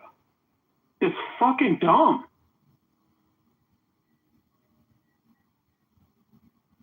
Miranda v. Arizona only applies during consensual conversations, detention, and or arrest when a person is being questioned And that's only during detention specifically or arrest. And it's only for the sake of using those words against you. Oh, so like, why don't you apply that legal brain to stop and frisk? Why don't you apply that legal brain to stop and frisk? Go ahead. You Explain stop and frisk to me. Use that legal brain. They stop people and frisk them, which is actually covered. Let's see, Terry v. Ohio. Are they being observed as violating No, a crime? there just has to be a suspicion. A suspicion based on the observation of a police officer. The totality of events, including which even in the summary of the judges or violent area, then yeah, they can stop and frisk people. But it's only a pat down. You also have to use the back of the hands, and the only way that you can actually enter into the cavity of a pocket is if you suspect that there's a weapon. I mean, this is covered in Terry v. Ohio. I don't know what else you fucking want settled case law under district court fucking rulings that's already been fucking briefed so to how the are they Supreme doing Court, and the Supreme Court's already fucking agreed with it. They didn't have any problem. What? No. On Terry v. Ohio? Let me look. Yeah, you should look up Terry v. Ohio and pat down. Then why aren't they doing stop and frisk anymore? Nah, do you not hear it? Oh, because they were claiming that it was racially based. It was racially based. Because it was statistics clearly outlined that it was racially based. I mean, you can say that if they're doing it in high crime rate areas. Because of the statistics. You can You can say it if it's being done in a high crime rate area. Are you saying high crime rates are racist? No, I'm saying that the inner cities, which are predominantly African American and Latino, tend to be the highest crime rate areas. And if you're going to police the highest crime rate areas, that would be like saying it's racist for. Hold on. No. We're not going to play this. You're not a moderator. Shut the fuck up. You want to come back in your other account and fucking mod, then do that. But that would be the equivalent of somebody saying it's racist to stop and talk to people and detain people in Lagos, Nigeria on the basis of saying that they're black. Like, imagine being in Nigeria and the police officers being accused of being racist towards black people. We're not in Nigeria. Black people. Why are you talking about Nigeria? You might as fucking well. We're in America. Fucking Harlem. But why are you talking about Nigeria? Which are predominantly You just proved my point. You just proved my point. It is not racially based when you are policing an area that is predominantly black and Hispanic because you're trying to lower the crime rate, and it tends to be predominantly black and Hispanic people in that area. Who the fuck else are you going to stop? It's not like there's a bunch of white people that you can stop in fucking Harlem or fucking Brooklyn or the fucking Bronx in those fucking high crime rate areas. It's almost all exclusively black and Hispanic people. So if you're going to stop people, you're going to have to stop them. That's the point I make about Lagos, Nigeria. It would be the equivalent of somebody saying it's racist for black cops to stop black people in Nigeria. What about stop and frisk in New Mexico? What about stop and frisk in Nevada? What about stop and frisk in Colorado? Yes, if you stop and frisk people in fucking Arizona. Hold on. Those are the constitutional challenges. You just made my fucking argument, you fucking No, I did not. You kept talking about Brooklyn. If you stop and frisk people in high crime rate areas in New Mexico, it's going to be predominantly Hispanic and indigenous fucking people. So then you can't say fucking racist because you're stopping a hard fucking stupid. Look up the FBI statistics on fucking crime rate, especially within inner cities like let me tell you, Harlem, Brooklyn, too. They should.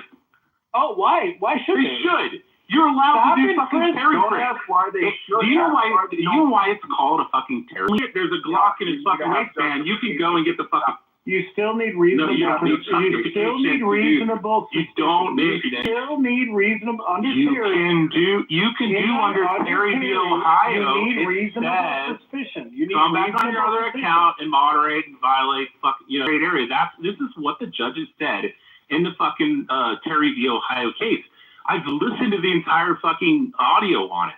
They said that if it is a high crime rate, or if there has been situations of like threats towards the police department, which is why they went out and talked to him and they went and fucking patted him down, and then they deemed that it was constitutional for them to fucking pat him down because they'd already had fucking threats to that fucking police department. I'm gonna put a little verb here in the chat about stopping. Nah, do you hear it? Yeah, there is lack of reasonable suspicion. Stopping and frisking individuals without specific articulable facts that suggest they are involved in criminal activity is unconstitutional. That's from the stop and frisk. Suspicion is That's only from for the detention. stop and frisk rules. Okay, Rich, can we let Joe speak? Like, please one at a time. Joe could just come back in his other account and then he can mod. I don't have another Abide by account. the fucking rules. I don't have another account. The I court don't know why ruled you're saying that. Hold on, guys. We can't The court ruled that police may stop a person if they have reasonable suspicion.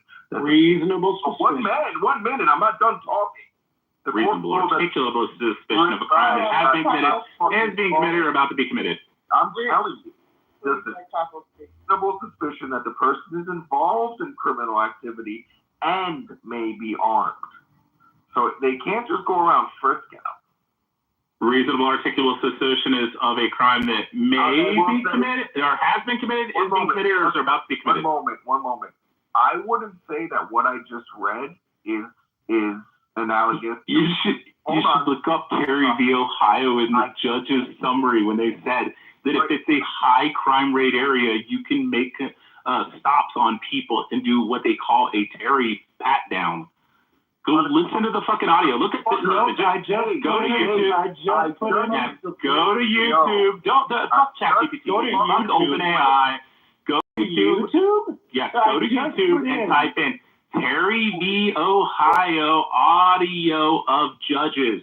Listen to the Terry pat down. It is not intrusive to do a Terry pat down. Bro. One motherfucking mic. I was in the middle of talking and the guy just fucking went on a rant.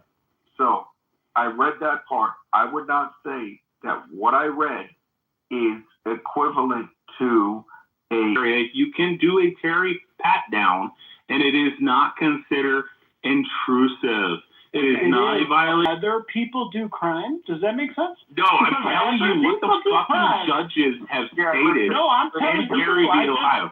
Just put in the chat. Oh my God! Why? I'm gonna get. Oh my God! We'll play the audio. We'll let Nye play the audio of the judges saying that it's reasonable. Does that make sense to you? The judges saying that it is fucking reasonable for an officer to stop a person in a high crime rate area, and it is not intrusive to do a Terry pat down because it's non-invasive.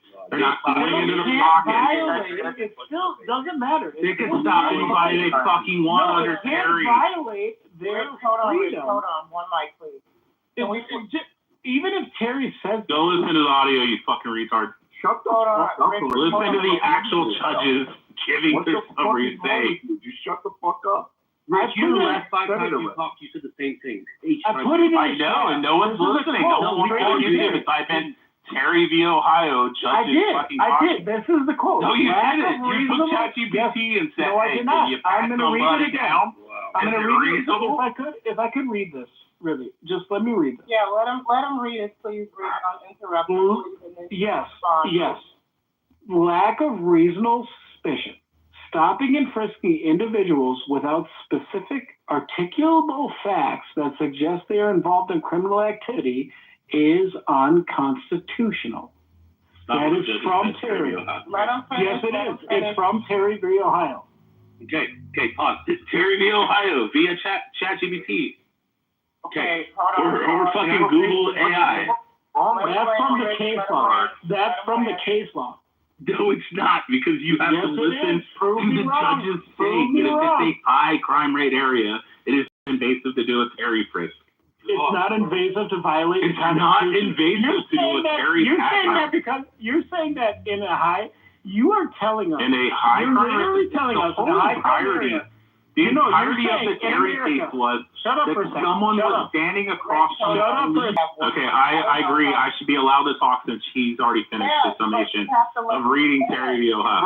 So I'm going to say one thing last, and then I'll let you. They're allowed to go out there because they had violent threats a couple weeks prior to that department, and they deemed it to be suspicious that there was people filming from across the street. If it was not invasive or intrusive to fucking pat them down. They said if they went in their pockets, not feeling a firearm or a weapon, then it would be invasive and intrusive. God, this is what the judges said in the audio, you dipshit. No, I've literally listened to it like 17 times. I love the Terry v. Ohio case. You should actually spend your time doing other things. You guys didn't even know what Terry v. Ohio was before I fucking said it. You had to don't know what the Constitution it firstly. Secondly, know what you the didn't even understand the Constitution context, and you didn't listen to the judge's fucking summary. Okay, Fucking Rich. idiots. Okay, Rich. Mic up, please. Go on, mic on Joe. You expect us to believe that Terry v. Ohio, that one court decision allows for police officers to stop and frisk individuals without specific articulable facts that suggest they're involved in a crime. Are you saying that that's what that case law allows police to do? Is to stop and frisk people without articulable... Yes, that's what he's going to say. Why are you doing it? Yes, because that's literally what the judge says in the audio, you fucking retard. She says, it's a female judge in Terry v. Ohio, where she says that it is not a you are literally down to make sure that the person does not have... Okay, let me ask you a question. Do you think that it's lawful for an officer to order you out of the vehicle? No. It is. It's settled case law. An officer can order you out of the vehicle for officer safety. You're a fucking idiot. You don't understand fucking settled case law. If you are under a fucking traffic stop, if you are under a traffic stop and the officer says, I need you to exit the vehicle for officer safety, you have to get out of the fucking car. No, there's no ifs, ands, or buts. Give me the case Rich, law. I'm Give me the disappointed case law. in you. I'll look up Give me the the one case that goes for officer safety where an officer can force you out of the vehicle. If an officer pulls me over for a traffic infraction, they pull me over. They have no right to search the vehicle. They have no right to ask me out of the vehicle. Well, they can do a stiff test. They can also do a dog, or they can... It doesn't matter. The only power they can tell you to get out of the car. The only power they have in that traffic stop is to give me a citation. God damn, you're dumb. If the officer says step out of the vehicle for officer safety, you have to exit the vehicle. What is it? He can arrest you for interfering with a law enforcement investigation. You guys are fucking... Prove that. I will, you dipshit. No, where is that? What is the officer pulled me? Rich, you're fucking feeding this, bro. Yeah, that's so stupid. The officer Joe, pulled me over. You're completely ignorant on everything you're saying, but Rich, you're the one... No, that's not. No, this is... Guys, cool. No, they have no right to make me exit my private property, which is my vehicle. Okay. If I made a traffic infraction, they can... It is the Supreme Court Justice ruling in Pennsylvania v. Mims, 1979. You want the summary of it, you fucking piece of shit? No. 1979? The settled case law for this is U.S. Supreme Court, Pennsylvania v. Mims, decided in 1997. The ruling essentially says that once a vehicle is lawfully stopped, the officer can order the driver out of the vehicle for safety reasons. Then it's why also do you about guys, ensuring the safety of the officer during the traffic stop. You Wrong. So that you can keep attacking me all you want. I'm not the one. You don't know what you're talking about. You said that an officer can't forcefully tell you to get out of the fucking vehicle, but under Pennsylvania v. Mims, he can. No, he can't. Maybe I should give you the number of police officers. Maybe you should look up. Who've been sued for forcing someone. Retard. Again, you keep attacking me. Or simply officer safety. He can order you out of the vehicle. Traffic stop. So this is the dumbest thing I've ever heard. A traffic stop cannot violate the autonomy of a citizen. Is there fucking witness? Bro, you sound like a sovereign citizen. You're an idiot. No, I'm not sovereign. I'm just saying you can't. A police officer. I'm a free traveler. I did not agree to your contract. Bro, you get something from 19. You know how many U.S. Supreme Court fucking law. How many police stations have been sued for millions of dollars for forcing drivers out of their car on traffic infraction? No, I'm dumb. Cool, guys. I'm dumb. Are y'all gonna do this the rest of the night? Seriously, y'all have any respect for anyone else? Seriously. Wait, Okay, so the settled case law for this is U.S. Supreme Court. Case law and the M's decided 1977. The ruling is simply that once a vehicle is lawfully stopped, the officer will order the driver out of the vehicle for safety reasons. That is no longer the case, bro. No, it's not. That is no longer the case. Guys, this is why officers are allowed to tell you to get out of the car. You have to. You go to jail for interfering with. Do you know how many police officers get sued for this every year? And the person always wins. Right now, y'all know that? They always win. You do not have to pull somebody out of the car for a traffic infraction. You can for officer safety. They get sued and they lose. Maybe you should look at new cases. Maybe you should look at new cases. Listen to these and settlement. Listen to them. What? What do you mean listen to us? Y'all, are y'all kidding me? Do you think, wait, Mike Allen, do you think that if you get pulled over for a speeding ticket, that you should get out of the car if the police officer told you to? I'm not gonna be like, hey, dude, you can't take out a car. I'm just gonna fucking do what he said. Who gives a fuck? What are y'all two doing? What are y'all doing? Why are you getting out of the car if you're getting a speeding ticket? Because he tells you. Because he wants to. I put it in the chat. I put it in the fucking chat, you fucking retard. This is so stupid. You guys are in the chat, you fucking idiot. This is why I don't get out the car. I've been pulled over a bunch of times for speeding tickets. They asked me to get out of the car. Officer Never got out of the car. Get out of the vehicle. If he said, I hey, did not. I don't like you being in the car, please step out of the vehicle. I don't you have give a fuck what he likes. I don't give a fuck what he likes. No, I don't. You'll go to jail, Mr. Libertarian. You'll go to jail. I've never gone to jail for that. All right, so I think part of the problem here is I've not. I'm not gone to jail for not getting out of the car. Many people have because they're man, y'all just talk. Y'all both just fucking talk. Talk those talk. Jesus Christ. So I think y'all read the chat. Well, it's can they detain you and compel you to be frisked? And that's where the overreach on the stop and frisk policy was happening. Yes, they can talk to you, and if you agree, whether knowingly or not, they can search you over your clothing and not violate your Fourth Amendment. And I'm reading right here, those in the case, it may seem to me the person briefly detained against their will while pertinent questions are directed to them. Of course, the person stopped is not obliged to answer. Answers may not be compelled, and refuse to answer furnishes no basis for an arrest, although it may alert the officer to the need for continued observation. So yes, if they have the right to, like it's the question of the initiation of the stop. If they initiate you on the stop and you're dead to rights for like they have a legal stop to begin with, you're going to get frisked, right? They may not have enough to maybe go in your pockets or whatever the fuck, but then they're like, oh no, we found a gun, and then now this gun's found and that evidence is good and it's going to stick in court. And then they can also expand that a bit where they can just go up to random people, start talking to you, you think it's a normal conversation, and then they just say, oh, yeah, you know, you think they search you. I don't know the right terminology to use, but like they can search you without even realizing like they can search you against your will, and you just give that up, you know? So like, it's a little bit of a nuanced thing. The thing is with the stop and frisk in the cities, I think they were overusing it, stopping people, just fucking feeling them up and saying, no, I can just do this. And it's like, no, you can't necessarily just do that. You can't force every person you stop to let you touch them all over and check for stuff. And I think that's probably where the problem lies with that. Because it's a little bit fucking absurd that if you're in a high crime area, it sounds like the person who's defending Terry v. Ohio so much that he would just probably agree with the idea that anybody in a high crime area can be subject to a police officer's frisking. Even the grandmothers. Stop and frisk them. Right. Fuck the Fourth Amendment. Fuck the Fourth Amendment. Like a police officer is able to do it, but he's not entitled to do it.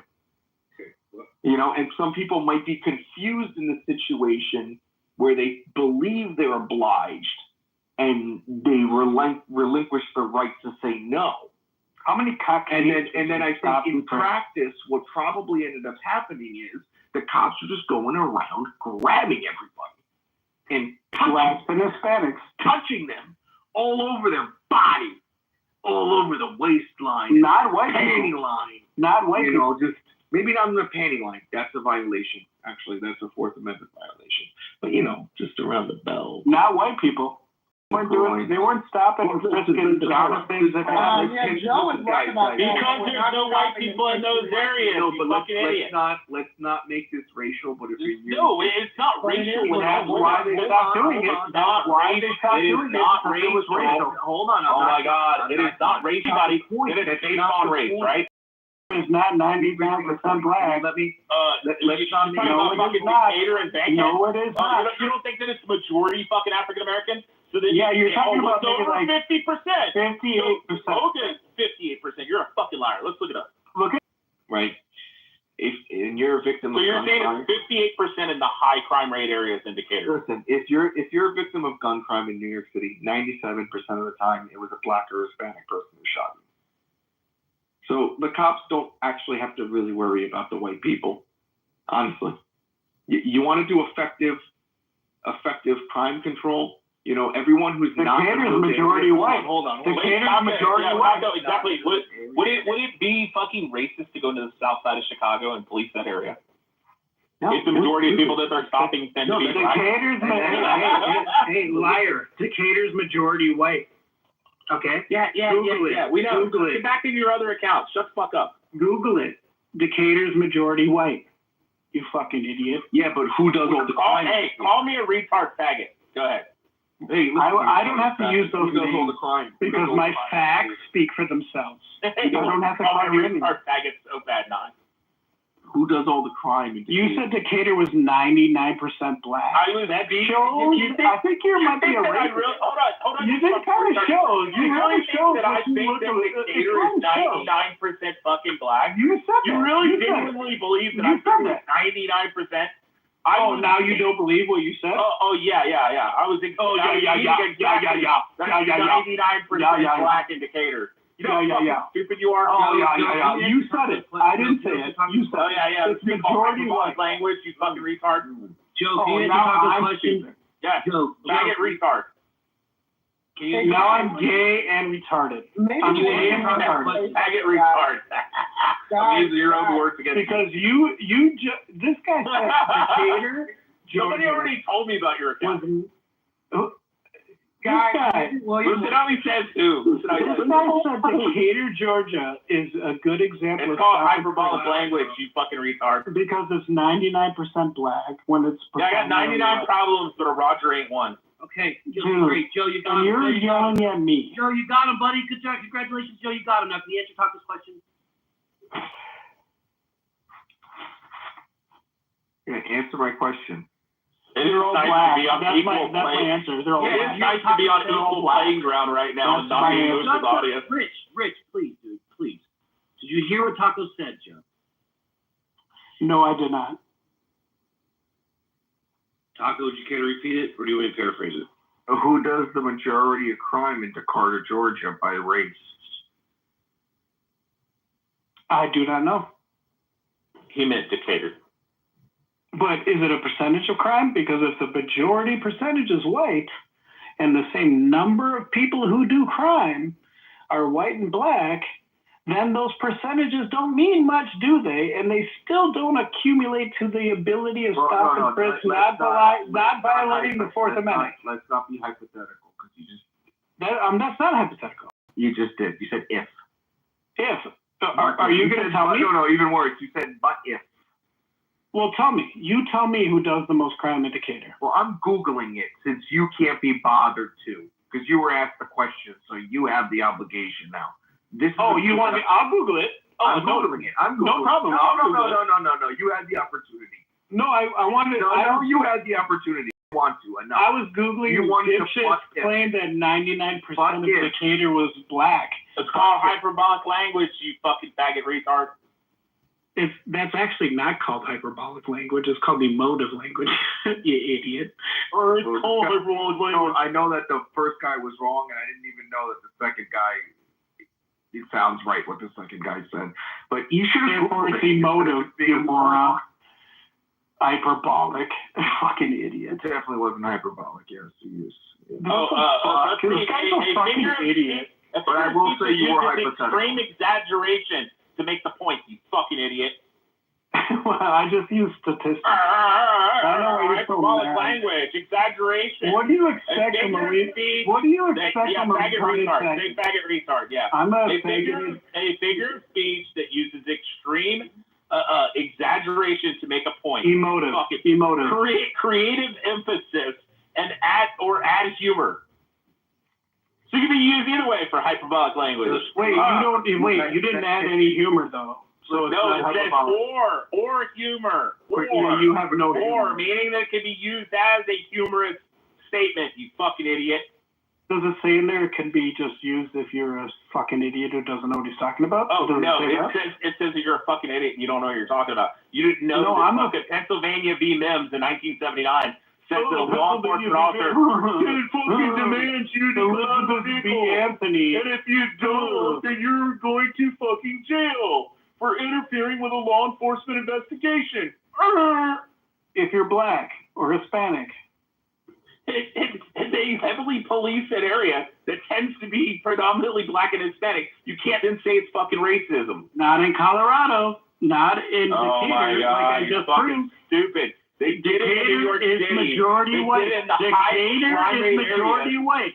Decatur is majority white.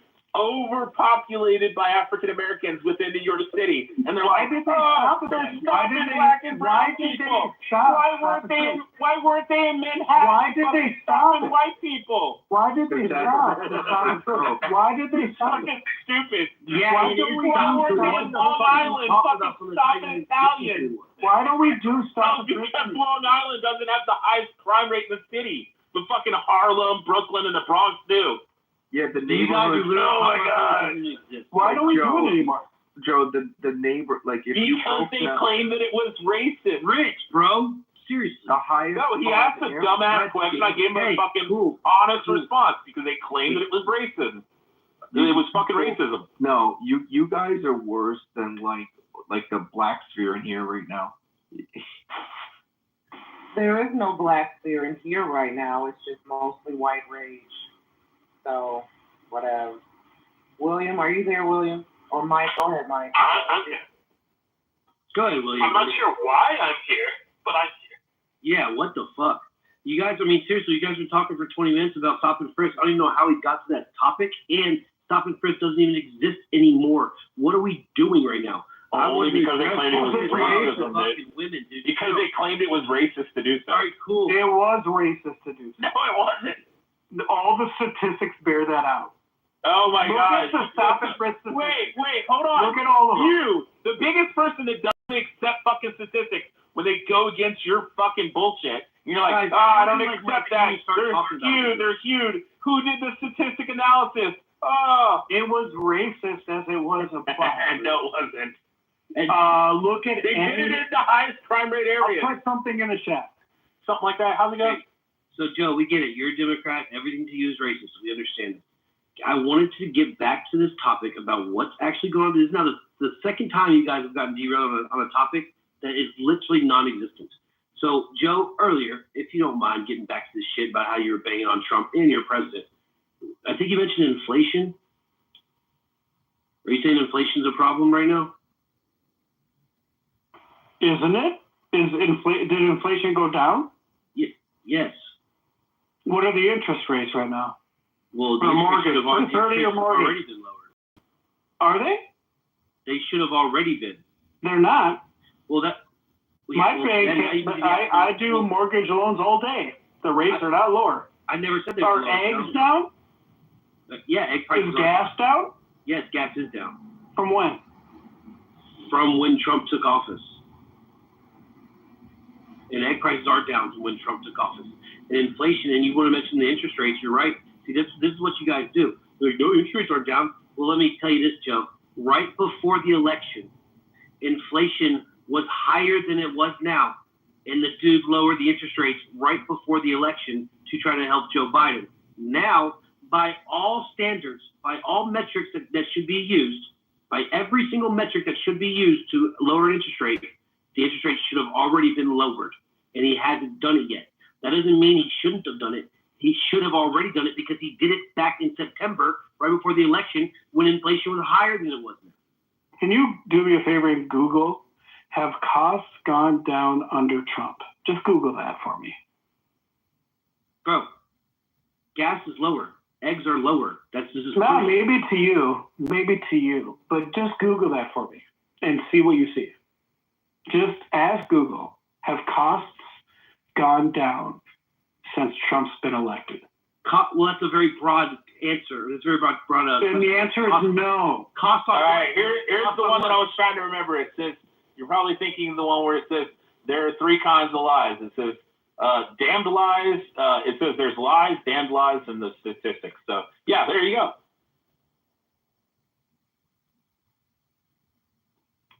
So don't believe me. I don't matter.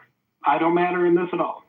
Just Google. No, we should listen to the progressives when they run statistical analysis, and they say that, I'm not Donald running Trump a is statistical analysis. I'm asking you to do it. The worst fucking Just president Google of it. all time. Because here's what I see from Google. Here's what I see from Google. Libertarians are a bunch of fucking idiots. Rising consumer prices. The Consumer Price Index, the CPI, a key measure of inflation, shows a 2.7% higher than they were a year ago. Impacts on tariffs, largely attributed to President Trump, include to increase. Well, inflation's at 2.7. It's not 2.7 higher. It's at 2. No, it's 2.7 higher than they were a year ago. That's not inflation. That's the price of consumer goods. Inflation and interest rate lending is not tied to consumer goods. So don't ask me. Google it. I don't fucking matter. Are you ready? You ready? So I'm going to read some shit too. Here you go. You ready? To me. Hey, now you there. Annual inflation rate now 2.7%. Decrease from, so it's okay. Hold on. Gasoline prices are 9.5% cheaper than in July. Also, this right there. I mean, would you need more? Need more? Yeah, I think the key is in some areas. Government. Overall cost of goods are down. I don't know how you're going to dispute that. Let's Google that. I'm going to Google that right. I just fucking read it to you, bro. Well, I'm going to do it. I'm going to do my own research, and I'm going to ask Copilot and Google if costs are down under Trump, and I'll let you know what I find. Do you think if you worded it differently, you would get a different answer? Try that. Try not using Of Trump. course, the way that he knows he wants to fucking hear. The way that he knows he wants to fucking hear. That's all it does. It's called sycophantic behavior. Because of history. Yes, exactly. It knows every question. See, now he's going to go back and get in his fucking main account, come back in here and moderate the room. Fucking Roger. That was Roger? You didn't realize the cadence, the tonality, the way he's flexing? You didn't realize that? You don't realize that Brent with a T is his other account too? Wait, who? Brent with a T? Brent with a T. I've seen that account. You didn't realize that was Roger? Wait, was Brent with a T in here? No, I just. Yeah, Brent with a T's been in here a bunch of times. Okay, Yeah. I'm going to be on the lookout for Brent with a T. But hold on, Nye, did you not hear the cadence and the tonality and like After a the while, speech I pattern? did. After a while, I did. I didn't believe it at first, but after a while, Yeah. I was like, Well, I'll tell you an example. So, like, for example, there's a guy named the Wolf, and he goes into like a Christian apologetic rooms, and he'll be come on, he has like this high pitched voice and stuff. And then one day he accidentally turned off his voice modulation, and he's like, "Hey, what's up, Rich?" And I was like, "What the fuck?" I'm like, "Dude, why do you sound like Steve Urkel?" And he's like, "Oh, I said it that way so it like fucks with people because I know it agitates them, the sound of my voice." And But he sounds completely normal.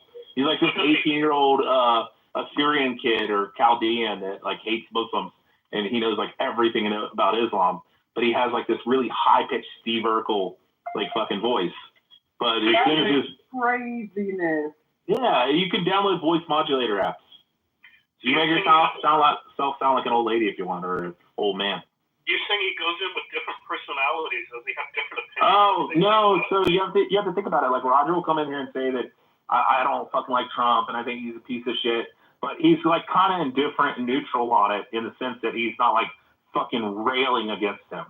But then he can come in and he does that. He gains favor from the room, and he didn't want to piss off like Trump supporters like myself and others that will do the entire crash we just did and then lose us to like fucking everybody fucking leaving the room and be like, fuck that guy. All he does is like It's like when you hear Pepe screaming fucking racial obscenity libertarians. And that's it. He would have anti-Trump and libertarian people, and it would turn into an echo chamber. But he can go in another fucking, burner account, voice modulate. Typical Trump voter. Everybody who disagrees with you doesn't exist. Uh-huh. Yeah, no, did you hear the cadence and the tonality and the speech pattern? And how bad he wanted to say fucking faggot retard? Never said that. You have plenty of times, which just shows exactly why you like stop and frisk. He likes his long pauses too when you call him out on shit. He has to think. That's my voice modulator.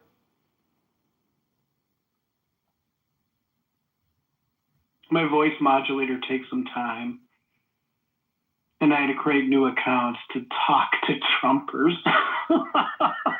Like that would fucking matter. You can simply just download a Google Voice fucking phone number and just get the verification code and start a new account. No, you can simply just like I did with 802 accounts that I have because I got 800 Google Voice fucking phone numbers and then get myself fucking verification codes. Yeah, just let's deport everybody who looks like an immigrant. You could make your voice sound a little bit different, but like the cadence, it's the my tonality, voice. I'm not like your speech pattern, all that kind of shit. That's what you guys do. That is fun. Yeah. That is, you actually just proved the point. Is that you don't think the more you talk, the more we hear it. No, you actually think that it's anybody who actually disagrees with you can't be real, and that's why you vote against your own interests. And I think I think you're real. Hilarious. I think that's fucking hilarious. I think when you're in your fucking main account, where'd your Medicaid go? You don't want Social Security go? Exactly. You're regurgitating what fucking Brad. Do you have said. Social Security? That's amazing that Joe wasn't in here the other day when when fucking Brad was, but somehow you're regurgitating fucking bullshit lies. And it was unemployment, you fucking dipshit. That's all I received. You got unemployment? Yeah. Get a fucking job. Republican? I did. Ronald Reagan, get a fucking job. I did. I started a fucking business. Bullshit. I know. How's your business doing? How's the cars parked on your fucking front grass in your fucking yard where you live with your fucking parents? I don't have any. I know. I don't live with my parents, and I don't have any cars in my front lawn. But you have a business. I actually hope your business is going well, by the way. It is doing very well, and I thank you, Mr. Libertarian, for supporting me in my business. I actually hope that is true. No matter whatever, I really do. I know. I wish I could go into business for myself, but I don't. I failed trying to do some. I had a bad run. You sold Pokemon cards for a while, didn't you? No, I did a consulting thing. I heard that you were like a big Pokemon. You were a big Pokemon dealer. Okay, I thought we were going to be honest, but never mind. No, I thought you were a Pokemon dealer. I thought you dealed in Charizard cards, holographic Charizards. I mean, that's just what I've heard on Clubhouse. He over-moderates the room so he can make his point, and so he can get his point across, and so he can say what he wants to say. And Pepe does. But it still doesn't make any sense. If you he doesn't have his main account. If he wants to come back in and kick me out, he can do that. No, but come back in your main account. You think I'm right? Switch your phone, log out, switch back in your main account, or pick up your second phone and come back in and kick me out. Wait, that's what I'm saying. If you think it's Roger, why are you talking to him like this? No one. I'm not Roger. Oh, because worse and off his soapbox and stop pontificating, and now we can talk at eye level. But why does it matter if he has a mod badge, though? Oh, because he'll just kick you out of the room. So, but that's what I'm saying. 100%. He'll kick you out of the room if he's under his main account and he wants to be a dick. He'll kick you out of the room. Yeah, he does. Yes, he does. He finds little fucking concrete fucking reasons to fucking kick people out. Yeah, but you're still talking about his behavior. Are you changing your personality, dealing with his personality? Exactly. Oh no, you have to understand what's going. You have to understand what's actually going on here, William. Is the mischief that's going on between these three rooms. Well, It's a lot larger. Kicked out of fucking healthy debates, and is not a mod there unless JB's there. And so yeah, he went and started his own room, and now he's trolling. Go ahead, because I'm just confused. I'm still confused, and I'm not giving you shit, Rick. I'm confused why you're turning up the sad with Joe if you think he's. Oh, I'm just having fun. Because if yeah, I don't. Yeah, but Nye, I don't. Yeah, I know. Like yeah, but Nye, here's the thing. I don't care if I get kicked out. It doesn't matter. None of this matters. Okay, so let me ask you. I think there's a lot of truth in what Pepe was saying. That's all. Who the hell gives a damn what the hell Pepe is saying? What? Pepe, y'all turning to getting tips and clues from Pepe? Well, I mean, you realize the only reason Anne's in here as a moderator is just because Pepe. Oh, yeah, this is like, you got to be like really into Telemundo. Yeah. You know, like the telenovelas, you know? Like, it's interesting.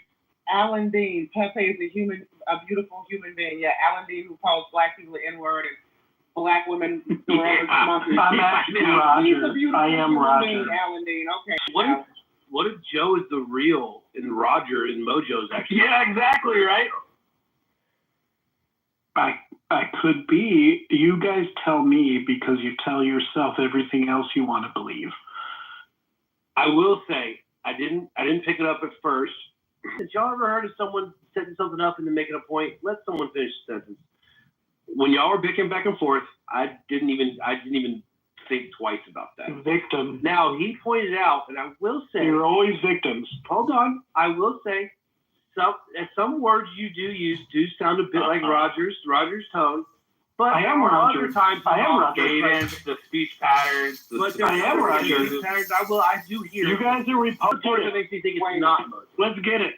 Joe, if you really are Roger, this is absolutely effing hilarious. Yeah, you like Republican victims. You victims. I love it. Get rid of those EBT cards. Get rid of them. They're stealing your jobs. It is an epic way to troll. And it is an epic thing. It's epic. I'm Roger. Yeah, he deserves an Oscar. I'm Roger Rabbit in this bitch. I'm gonna bunny hop in your ass. You victim Republicans. Somebody said I could change the title to Roger Frustration. No, listen, I'm not doing shit. I'm not getting involved. Yeah, I'm not doing anything to piss Roger off. Joe, how do you feel about Aunt Jemima? I'm worried about that chain on her ankle. Alone. You whores, leave the blacks alone. I'm just saying. He's like, he said I'm not obsessed with it. I'm more worried about those dumb fuck cunts in like Louisiana who are like, God damn, I can't make any money and my school doesn't have the 10 Commandments.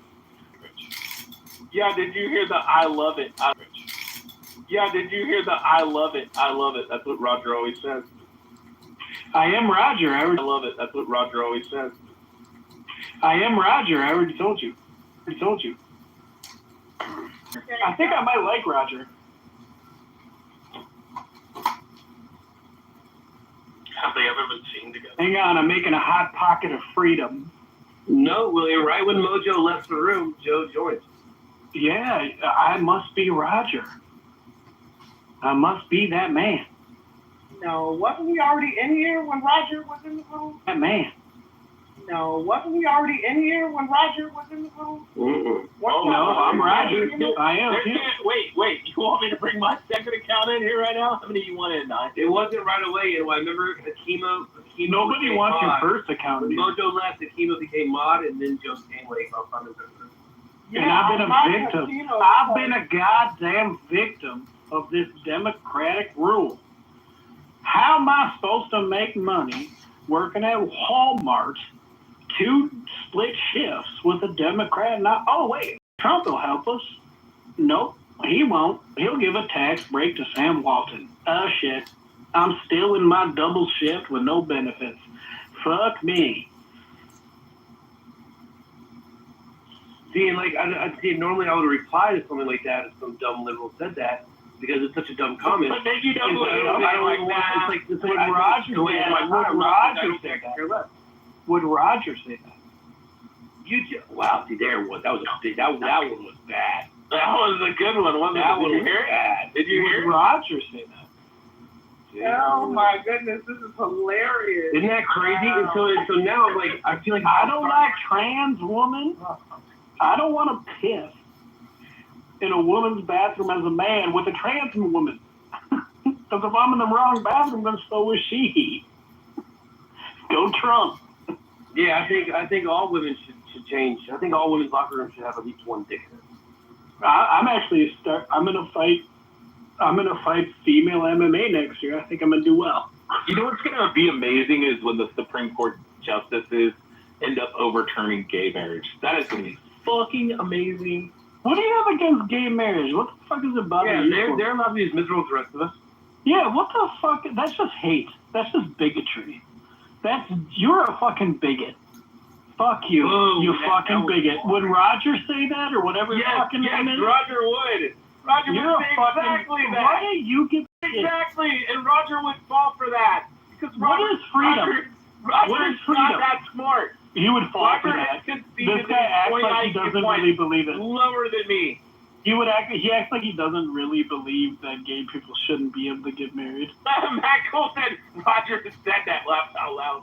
Do you think gay people should be able to get married? No. Whoa, see how he trails off? Why? Why?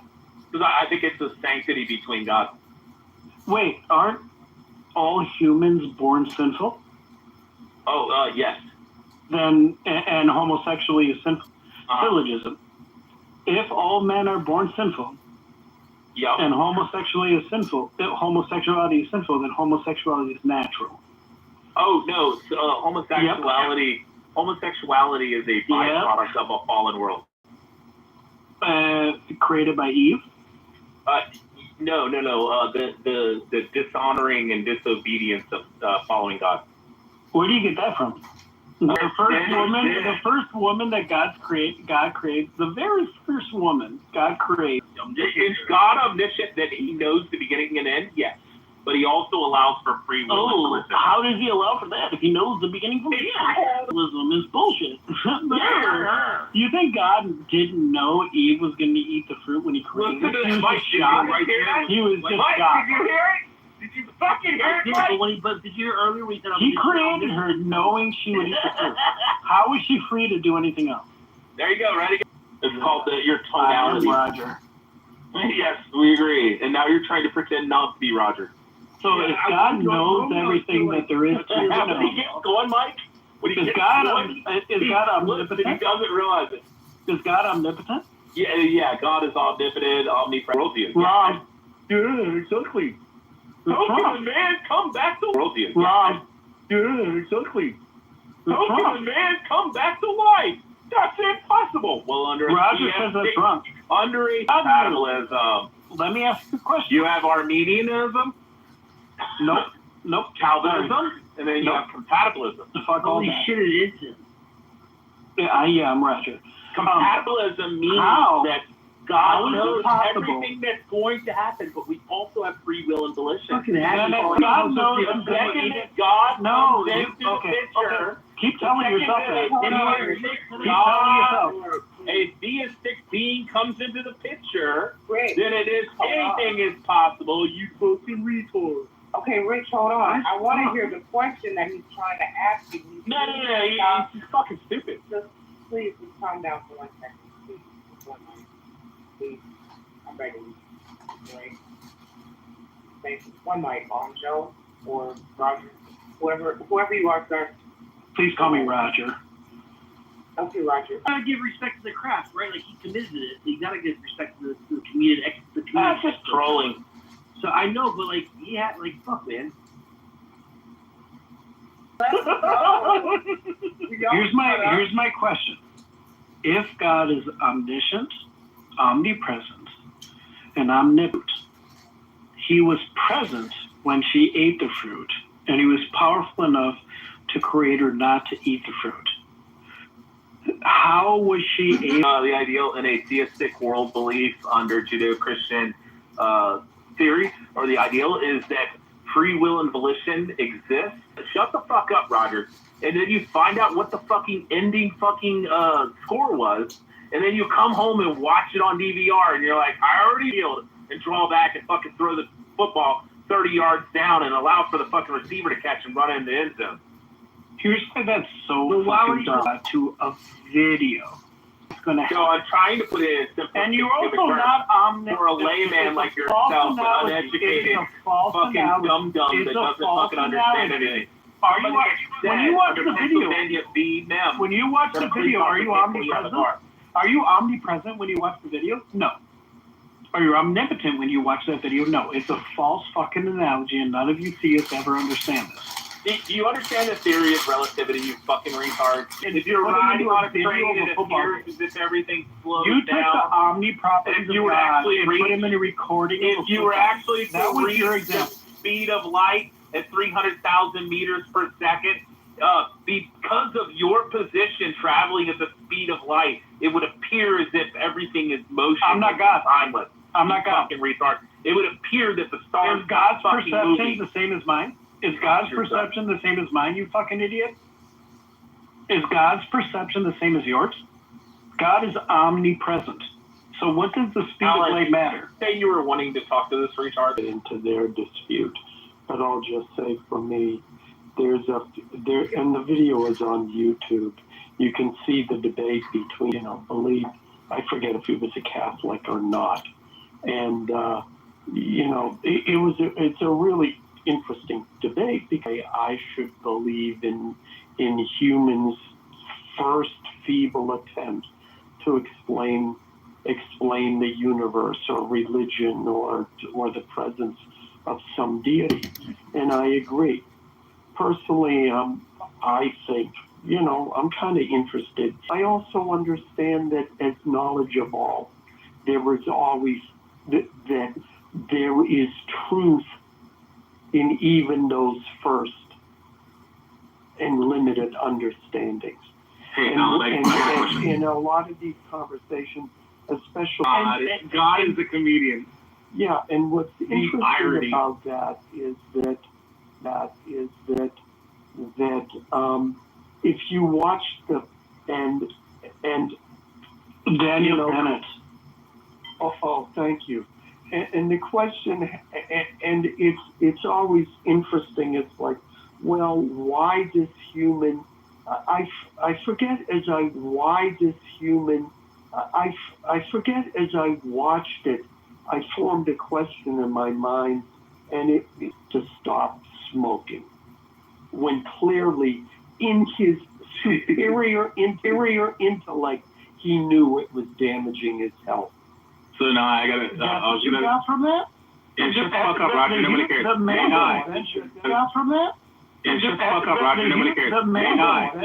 Yeah. We got all that. Yeah, all that. Dude, I can argue with that. Doesn't interact with his own creation. So you just say you're a deist. What's your creation? Who created you? If you ever go into the atheist room now and you want to fuck with the atheist, you just tell them you're spiritual and that you believe that there's some type of being that created all this. But he doesn't interact. He doesn't interact with his creation. That's bullshit. You don't believe in any type of like religious doctrine or anything like that. You're and wrong. then the atheists will just melt down. All the Gerard's room will start screaming and crying they about. demolish you. You have to take a fucking position. They demolish you have every to tell time. us what. Why are you acting like that? Why are you lying? Why are you trying to psychoanalyze me? Because you've been caught 3 times just trying to be larger on this stage than you really are.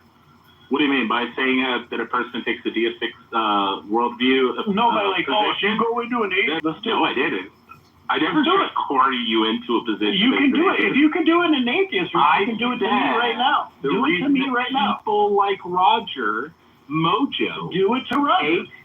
take the position. I don't give a of fuck about it in atheist. the rooms. Do it right now. Take the position of a deist. I'm a spiritual atheist, and I can explain that. Do you want to do it now in front of this audience? Do you want to actually? No, that put your wasn't money where my your mouth is? argument. Oh, you Stop don't. straw manning You what I don't was want to fucking do it. saying, you fucking retard. Coward. I said that I was talking about somebody. Coward. Joe. Roger. Welcome, Tom, to the I'm Roger. Welcome, Tom, to the stage. Tom, would you like to add to this? Hey, Tom, I'm Roger. Hey, what's up, Roger? I'm Tom. What's good? What's up, dog? What's good, my boy? Hey, who's the atheist? You know? Oh, Joe. Roger. Joe's Hey, in the Bible it says, no man should trust other men. So you gotta trust something that's like, you know, far larger than the human itself, and that's God. You know But what I'm saying? how do you do that with a man brain? Because if you trust anything, you're using a man brain, therefore you are a man. Any idea you could have that is you think is a higher power, it is still subjective to your brain. Therefore it's man. And that's why I don't trust religious men. And I'm an atheist. All right, so what do you believe in then? I believe when we die, it's lights out. Well, I believe when we die, we climb up the stairs of heaven. I mean, After a while, eternity is not time. It is better. I wish it were true. I actually wish I could believe it. I But just it is can't. true, though. How do you know it's about your true? mind. It's about your mindset, bro. It's like if you look at the monks, right? If it's about your mind, then it's a delusion. No, it's not delusional. Because, look, if you look at the monks, right? Why do they climb up these mountains just to go and sit down and, you know, be silent for like, you know, eternity? Because that's Why do we? But why do we work? It. That's just what they do, right? Why do we work 9 to 5? Why do Inuits? To me, it doesn't mean the belief is real. In this system that the government has set up for us, you know what I'm saying? They're trying to set boundaries for the humans, you know, because they know that, you know, if we know something, then they're not going to control us anymore. You know what I'm saying? They're going to have no powers at all. But that's kind of rude because there's some people who are Christians, right? They're devout Christians doing the same thing. That's exactly why I think belief is just a subjective human trait. Yeah, but if you find virtue in what you're doing, then you are, you know, which I do. Yeah, you are contributing to the God's work. You know what I'm saying? But I find virtue in what I'm doing without any gods. Yeah, but if you don't believe in God, look, if you look at the Buddhists, right? If you look at Filipinos, you look at the, you know, the Thais, the Vietnamese, you know, they're happy. Even though they are rice farmers, but they are happy. Because why? Because they believe in something that, you know, if they do good, that's why they're so respectful. I went to Hanoi, you know, kids sleeping peacefully. I have a cup full of bliss every day. I just don't believe gods exist. That's the only difference. Yeah, but I feel like, bro, like, if you look at the Western world, right, like, we are pretty miserable. Yeah, we got money. Yeah, we're rich. We're living life. But are we really living life, or we're just reacting to it? You know, those people in the third world countries, they're like, bro, let me tell you, they're like humans way back. You know what I'm saying? No, I don't agree. They're civilized. You know what I'm saying? They're actually suffering with lack of pure drinking water and resources. Toil twined for a bunch of time just to make something that works for their family. So you can't tell me species of mammalian groups. God doesn't change any of that. It's just the claim to God that changed that. And you can ask anybody, this group who's super rich, this family's been rich for decades. Are you religious? Oh yeah, God gave us all this.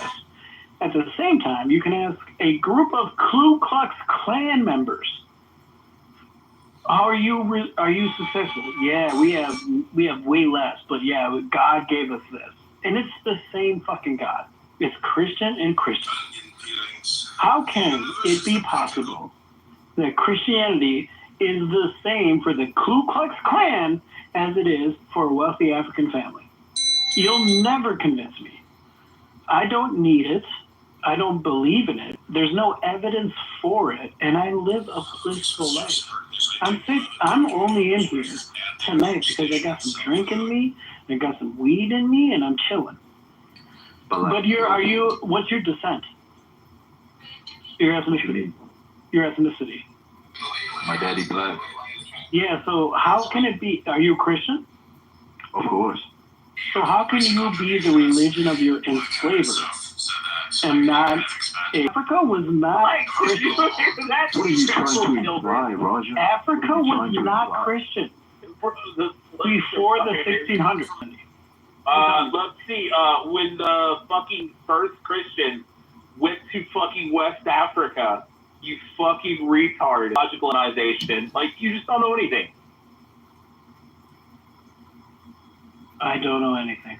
No, you don't know that there was Jews in the Iberian Peninsula at the time of Christ. You fucking idiot. They're called Sephardim. They were literally there. The same Jews that made fucking pilgrimage back to fucking Jerusalem every fucking year. The last time there was a meeting this highly anticipated between the leaders of the United States and Russia, President Trump set off an earthquake with what he said. And you know, like, yeah, no, just quick, like, if he, like. Things come and go effortlessly, without desire. He never expects results. Thus, he is never disappointed. He is never disappointed. Thus, those who know don't talk. Those who talk don't know. Close your mouth. Block off your senses. Settle your dust. This is the primal identity. Be like the Tao. It can't be approached or withdrawn from. It gives itself up continually. That is why it endures. If you want to be a great leader, you must learn to follow the Tao. Stop trying to control. Let go of fixed plans and concepts, and the world will govern it. The more subsidies you have, the less self-reliant people will be. Therefore, the Master says, I let go of the law, and people become honest. I let go of economics, and people become prosperous. I let go of religion, and people become serene. I let go of all desire for the common good, and the good becomes common as grass. If a country is governed with tolerance, the people are comfortable and honest. If a country is governed with repression, the people are depressed and crafty. When the will to power is in charge, the higher the ideals, the lower the results. Try to make people happy, and you lay the groundwork for misery. Try to make people moral, and you lay the groundwork for vice. Thus the master is content to serve as an example and not to impose her will. She is pointed, but doesn't peer. For governing a country well, there is nothing better than moderation. The sky, all pervading like sunlight, firm like a mountain. As he has let go, he can care for the people's welfare, as a mother cares for her child. Center your country in the Tao, and evil will have no power. Not that it isn't there, but you'll be able to step out of its way. Give evil nothing to oppose. When a country obtains great power, it becomes like the sea. All streams run downward into it. The more powerful it grows, the greater the need for humility. Humility means trusting the Tao. A great nation is like a great man. When he makes a mistake, he realizes it. Having realized it, he admits it. Having admitted it, he corrects it. He considers those who point out his faults as his most benevolent teachers. He thinks of his enemy as the if a nation is centered in the Dao's refuge. Honors can be bought with fine words. Respect can be won with good deeds. But the Tao is beyond all value, and no one can achieve it. Thus, when a new leader is chosen, don't offer to help him with the Tao. Without doing work without effort. Think of the small as large while it is still easy. Accomplish the great task by a series of small acts. The master never reaches for the great. Thus she achieves greatness. When she runs, thus problems are no problem for her. 64. What is rooted is easy to nourish. Put things in order before they exist. The giant pine tree grows from a tiny seed. Rushing into action, you fail. Trying to grasp things, you lose them. Forcing things, you lose them. Forcing a project to completion, you ruin what was almost right. What he desires is non-desire. What he learns is to unlearn. The ancient masters didn't try to educate the people, but kindly taught them to not know. When they think that they know the answers, people are difficult to guide. When they know that they don't know, people can find their own way. If you want to learn how to govern, avoid being clever or rich. The simplest pattern is the clearest. Content with an ordinary life, you can show all people the way more than they are. Humility gives it its power. If you want to govern the people, you must place yourself below them. If you want to lead the people, you must learn how to follow them. The master is above the people, and no one feels oppressed. She goes ahead of the people, and no one feels manipulated. 67. Some say that my teaching is nonsense.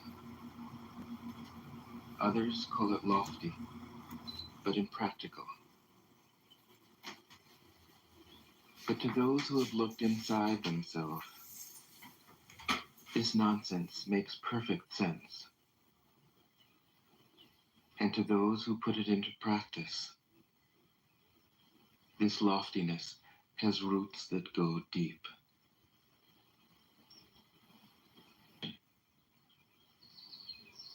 These three are your greatest treasures. Simple and patient with both friends and enemies. You accord with the way things are. Compassionate toward yourself. You reconcile all beings in the world. 68. The best athlete general enters the mind of his enemy. The best businessman serves the communal good. But they do it in the spirit of play. In this, they are like children and in harmony with the Tao. 69. The generals have a saying. Rather than make the first move, it is better to wait and see. Rather than advance an inch, it is better to retreat a yard. This is called going forward without advancing, pushing back without using weapons. There is no greater misfortune than underestimating your enemy, evil. When two great forces oppose each other, the victory will go to the one that knows how to yield. 70. My teachings are easy to understand and easy to put into practice. You'll fail.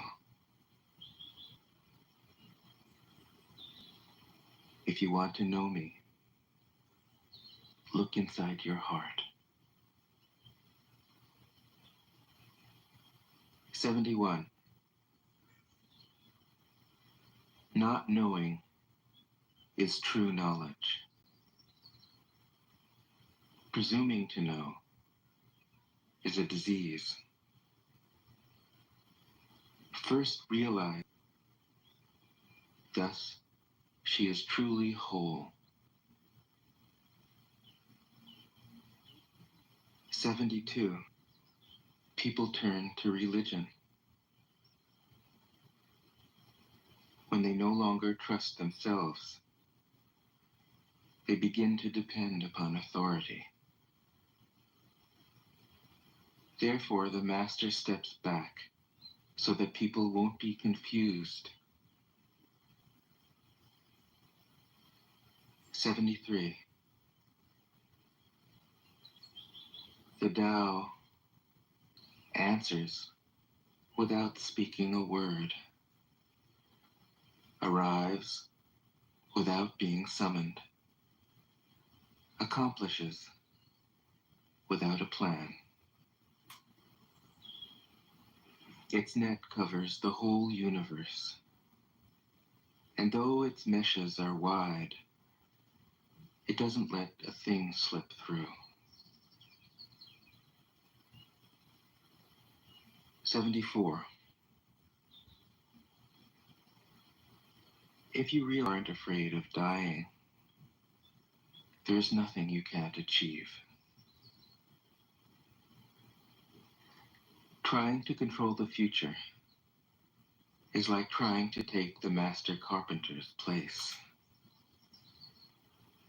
When you handle the master carpenter's tools, chances are that you'll cut your hand. 75. When taxes are too high, people go hungry. Act for the people's benefit. Trust them. Men are born soft and supple. Dead, they are stiff and hard.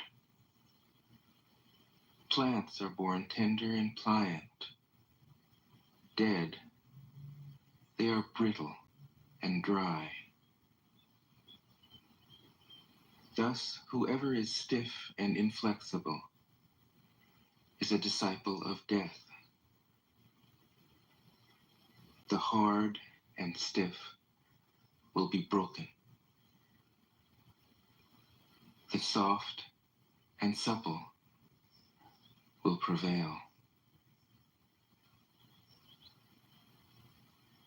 77. Is bent downward. The bottom is bent up. It adjusts excess and deficiency so that there is perfect balance. It takes from what is too much and gives to what isn't enough. Those who try to control, who use force to protect their power, go against the direction of the Tao. They take from those who don't have enough and give to those who have far too much. Credit. And doesn't think that she is better than anyone else. 78. Nothing in the world is as soft and yielding as water. Yet for dissolving the hard and inflexible, nothing can surpass it. The soft overcomes the hard. The gentle overcomes the rigid. Everyone knows this is true, but few can put it into practice. Therefore, the master remains serene in the midst of sorrow. Evil cannot enter his heart.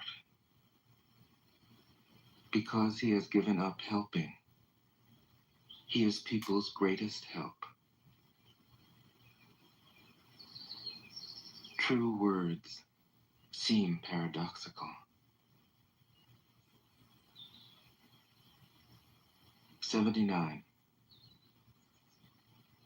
Failure is an opportunity. If you blame someone else, there is no end to the blame. Therefore, the master fulfills her own obligations and corrects her own mistakes. She does what she needs to do and demands nothing of others. 80. If a country is governed wisely, its inhabitants will be content. They enjoy the labor of their hands and don't waste time inventing labor-saving machines.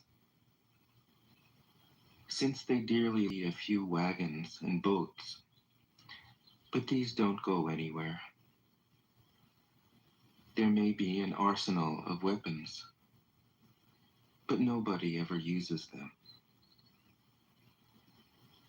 People enjoy their food, take pleasure in being with their families, spend weekends working in their gardens, delight in the doings of the neighborhood. And even though the next country is so close that people can hear its roosters crowing and its dogs barking, they are content to 81.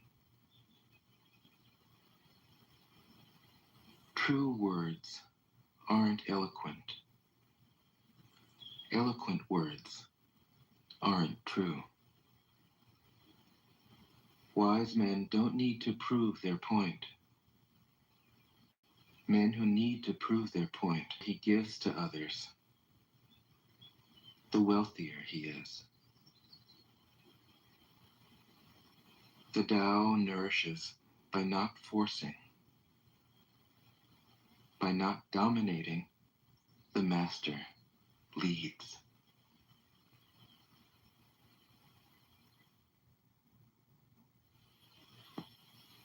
Tao Te Ching can be translated as the book of the imminence of the way, or the book of the way and of how it manifests itself in the world, or simply the book of the way.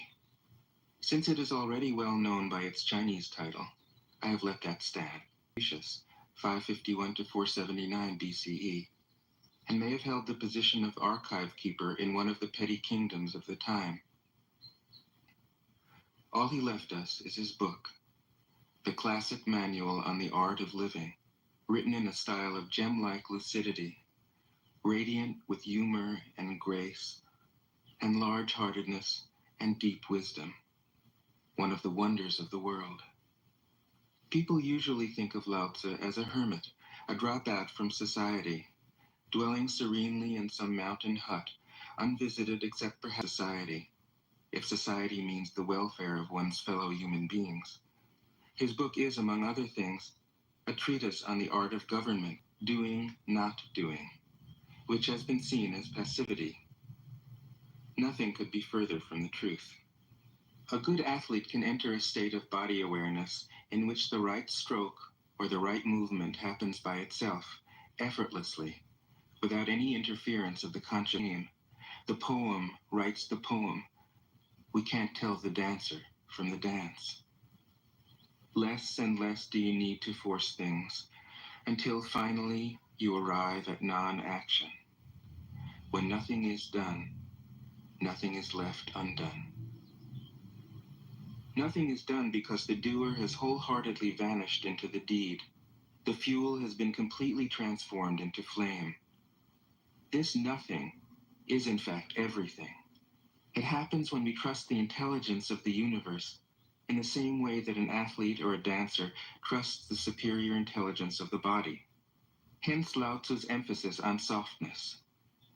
Softness means the opposite of rigidity and is synonymous with suppleness, adaptability, endurance. Anyone who has seen a Tai Chi or Aikido master doing not doing will know how powerful this softness is. Lao Tzu's central figure is a man or woman whose life is in perfect harmony with the way things are. This is not an idea, it is a reality. I have seen it. The master has mastered nature, not in the sense of conquering it, but of becoming it. In surrendering to the Tao, in giving up all concepts, judgments, and desires, her mind has grown naturally compassionate. She finds, deep in her own experience, the central truths of the art of living, which are paradoxical only on the surface, that the more truly solitary we are, the more compassionate we can be. The more we let go of what we love, the more present our love becomes.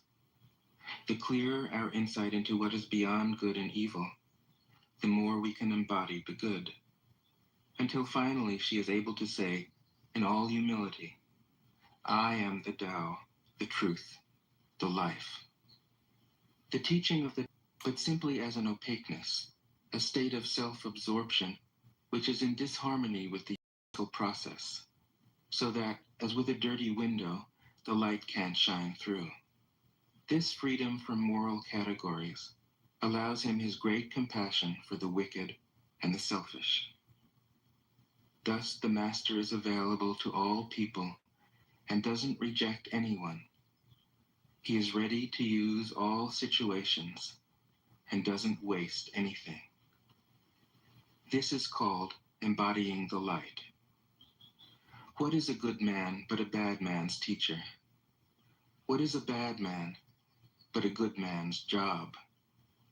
If you don't understand this, you will get lost, however intelligent you are. It is the great secret. The listener will notice that in the many passages where Lao Tzu describes the master, I've used the pronoun she at least as often as he. The Chinese language doesn't make this kind of distinction. In English, we have to choose. But since we are all potentially the master, since the master is, essentially, us, I felt it would be untrue to present a male archetype, as other versions have, ironically, done. Ironically, because of all the great world religions, the teaching of Lao Tzu is by far the most female. Of course, you should feel free throughout the recording to substitute he for she, or vice versa. As to method, I worked from Paul Carus's literal version, which provides English equivalents, often very quaint ones, alongside each of the Chinese ideograms. I also consulted dozens of translations into English, German, and French. But the most essential preparation for my work was a 14 years long course of Zen training, which brought me face to face with Lao Tzu and his true disciples and heirs, the early Chinese Zen masters. With great poetry, the freest translation is sometimes the most faithful. We must try its effect as an English poem, Dr. Johnson said. That is the way to judge of the merit of a translation. I have often been fairly literal, or as literal as one can be with such a subtle, kaleidoscopic book as the Tao Te Ching. But I have also paraphrased, expanded, contracted, interpreted, worked with the text, played with it, until it became embodied in a language that felt genuine to me. If I haven't always translated Lao Tzu's words, my intention has always been to translate his mind. Describing the indescribable, teaching the unteachable, pointing the way to the way. What does Lao Tzu think he is doing here? It can't be done. No way. Hence, Po Chu-yi, poet and stand-up comedian, wrote, "He who talks doesn't know, he who knows doesn't talk." That is what Lao Tzu told us in a book of 5,000 words. If he was the one who knew, how could he have been such a blabbermouth? That's the problem with spiritual teachers. They have to be blabbermouths. But their words are, in the traditional Buddhist metaphor, fingers pointing at the moon. If you watch the finger, you can't see the moon. How meticulous the great masters had to be. A monk asked Matsu, "Why do you teach mind is Buddha?" Matsu said, "To stop a baby from crying." The monk said, "When the crying has stopped, what then?" Matsu said, "Then I teach, not mind, not Buddha." The monk said, "How about someone who isn't attached to either?" Matsu said, "I would tell him, not beings." The monk said, "And what if you met a man unattached to all things? What would you tell him?" Matsu said, "I would just let him experience the great Tao." In fact, the truth is right before our eyes, right under our noses. So simple that every child understands it. And yet, as Bankei said, the farther you enter into it, the deeper it is. Where is the way to the way? What a question. Still, for complicated minds, drastic measures are needed. Lao Tzu's book was written as a response, out of grandmotherly kindness. according to a long time in the country of Chu. But seeing its decline, he departed. When he reached the frontier, the guard said, "Since you are going away, sir, could you write a book to teach me the art of living?" Thereupon, Lao Tzu wrote his book about the Tao and departed. This is legend, but it is an accurate description of the way in which true teaching happens. He who knows doesn't talk, but words are no hindrance for him. He uses them as he would use gardening tools. When someone asks, he answers.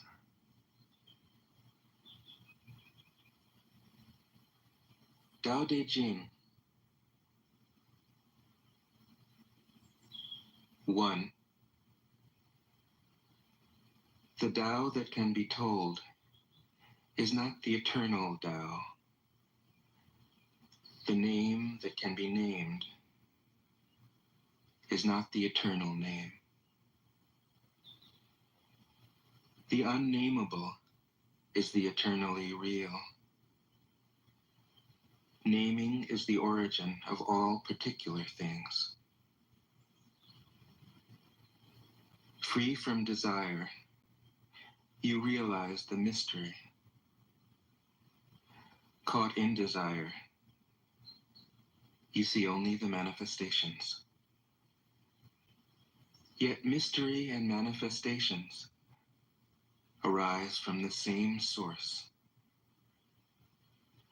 This source is called darkness.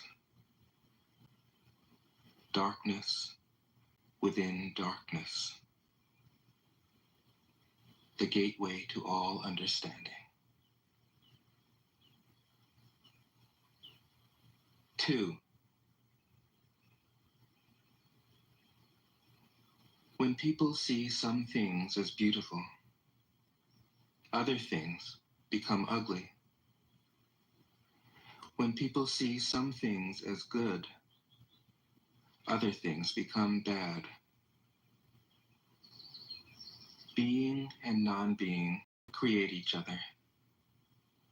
Difficult and easy support each other. Long and short define each other. High and low depend on each other.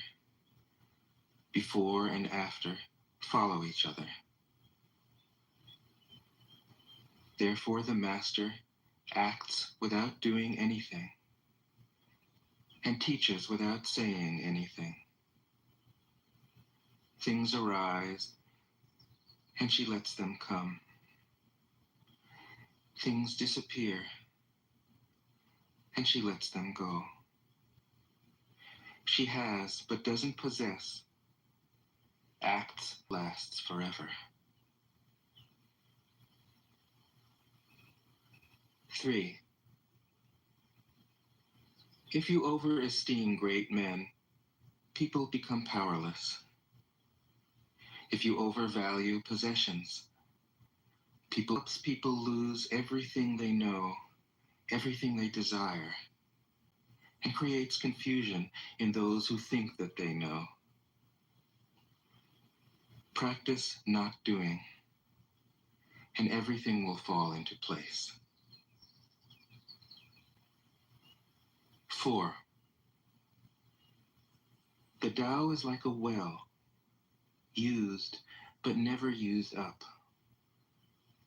It is like the eternal void, filled with infinite possibilities. It is hidden but always present. I don't know who gave birth to it. 5. The Tao doesn't take sides. It gives birth to both good and evil. The Master doesn't take sides. She welcomes both saints and sinners. The Tao is like a bellows. It is empty, yet infinitely capable. The more you use it, the more it produces. The more you talk of it, the less you understand.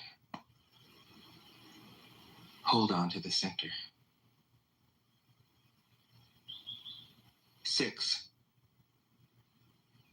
The Tao is called the Great Mother. Empty, yet inexhaustible, it gives birth to infinite worlds. It is always present within you. You can use it any way you want. 7. The Tao is infinite, eternal. Why is it eternal? It was never born, thus it can never die. Why is it infinite? It has no desires for itself, thus it is present for all beings. The Master stays behind, that is why she is ahead. She is detached from all things. That is why she is one with them. Because she has let go of herself, she is perfectly fulfilled. 8. The Supreme Good is like water, which nourishes all things without trying to. It is content with the low places that people disdain. Thus, it is like the Tao. In dwelling, live close to the ground.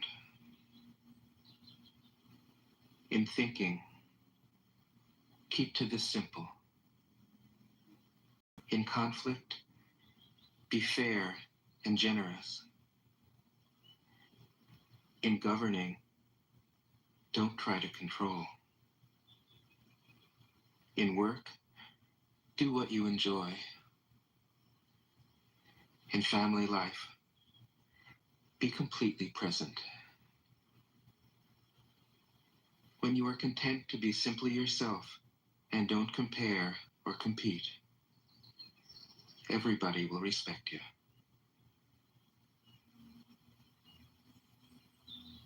9. Keep sharpening your knife, and it will blunt. Chase after money, care about people's approval, and you will be their prisoner. Do your work, then step back. The only path to serenity.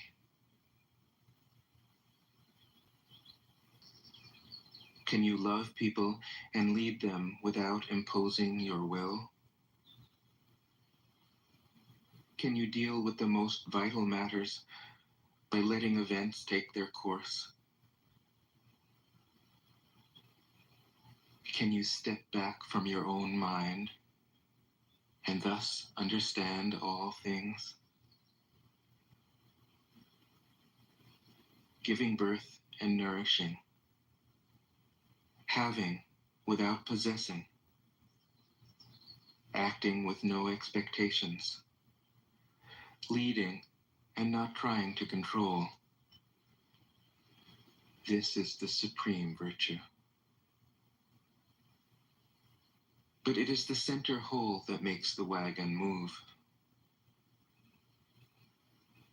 We shape clay into a pot, house, but it is the inner space that makes it livable. Colors blind the eye. Sounds deafen the ear. Flavors numb the taste. Thoughts weaken the mind. Desires wither the heart. The Master observes the world is open as the sky.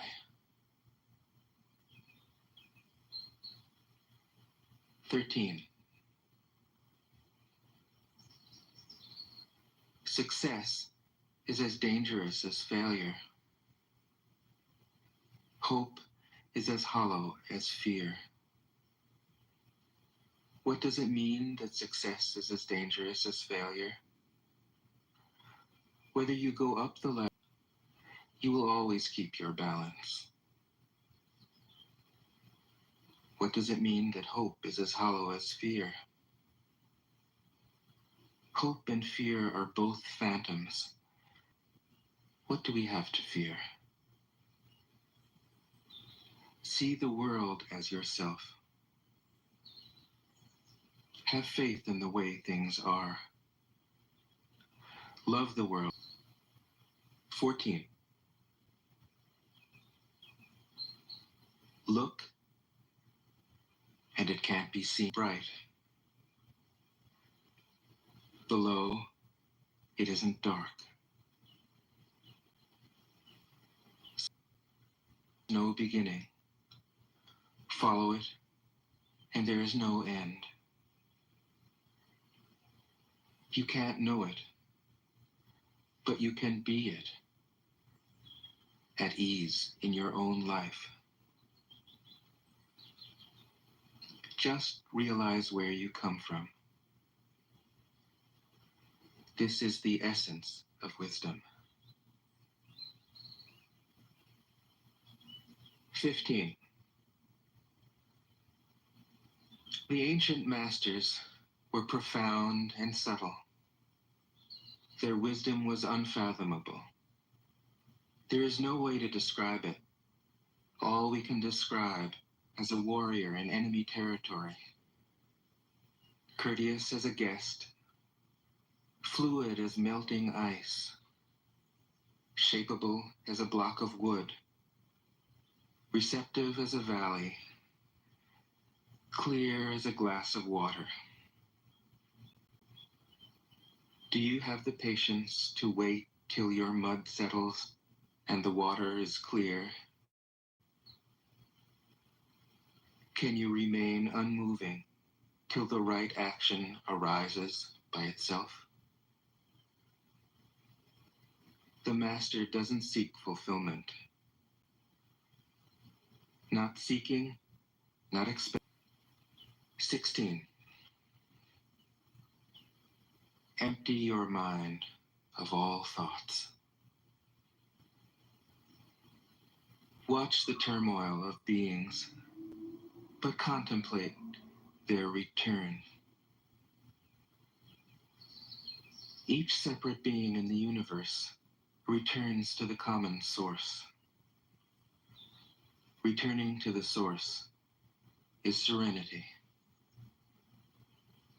If you don't realize the source, you stumble in confusion and sorrow.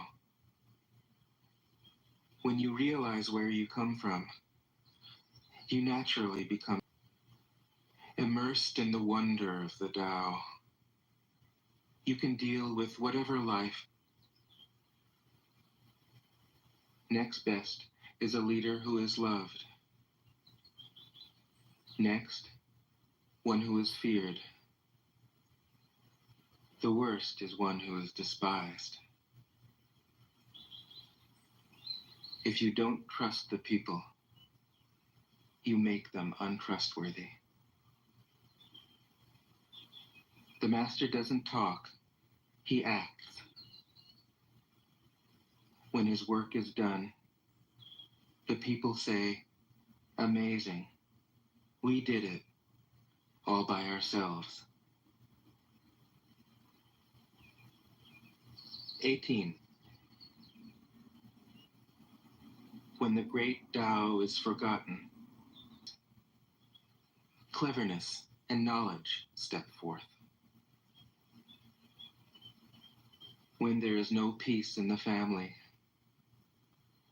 filial piety begins.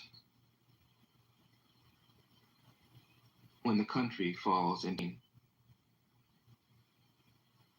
throw away holiness and wisdom, and people will be 100 times happier.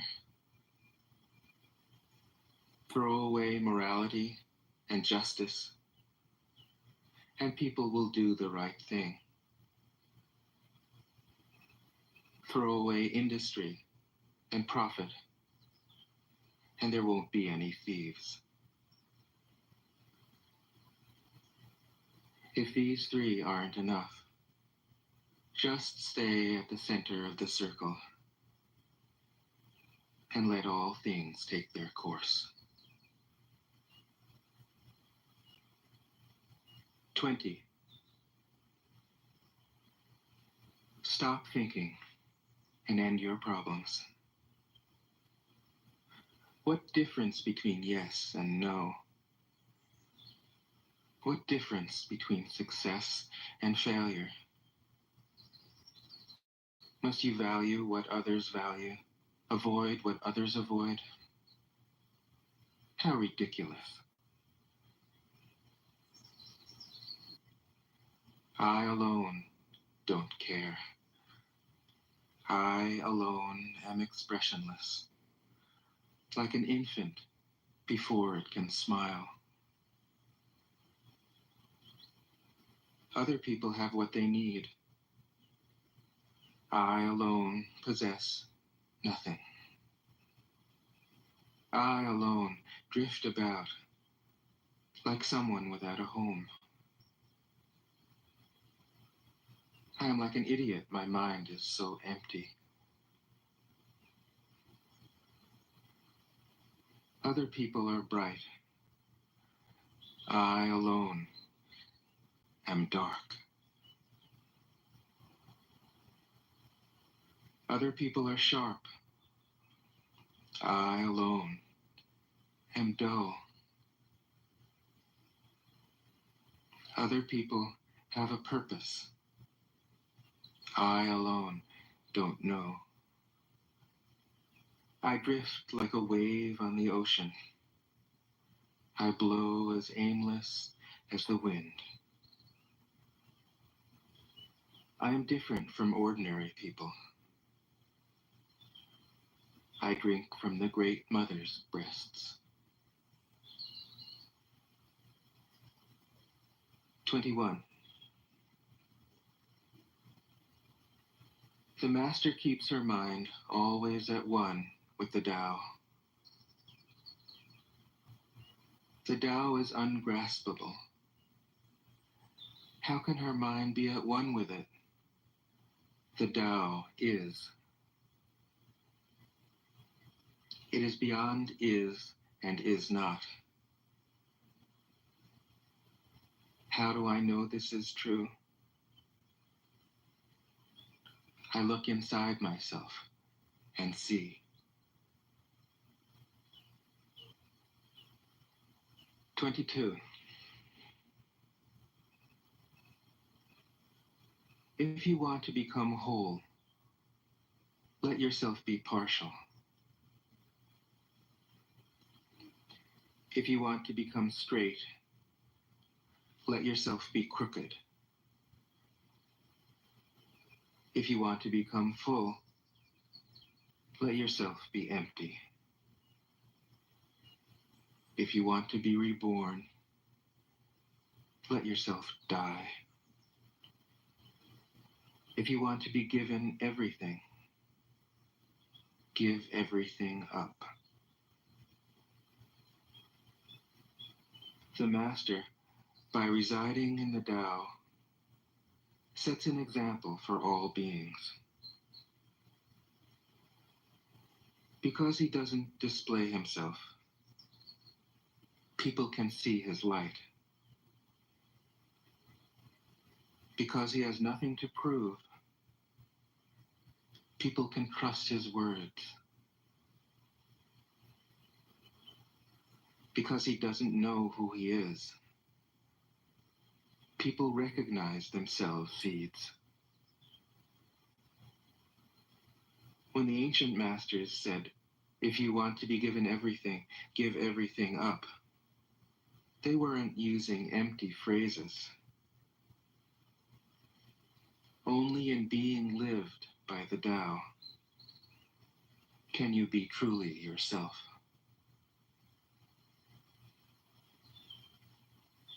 23.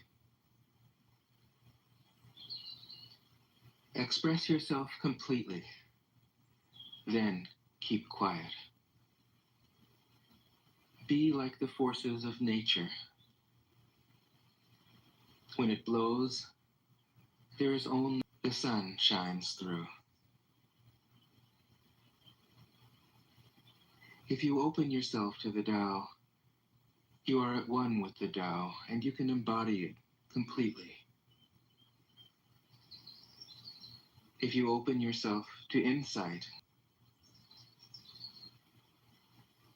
if you open yourself to loss, you are at one with loss, and you can accept it completely.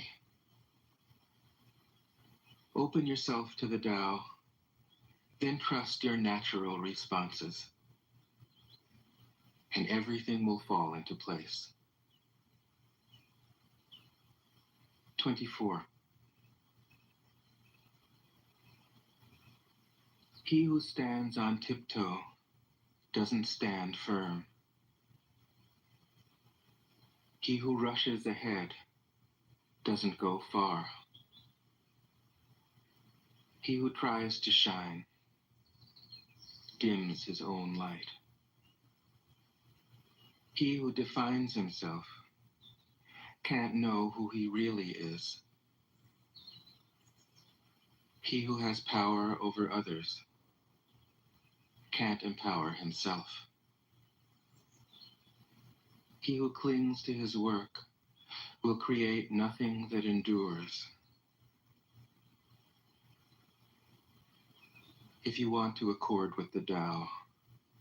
5. There was something formless and perfect before the universe was born.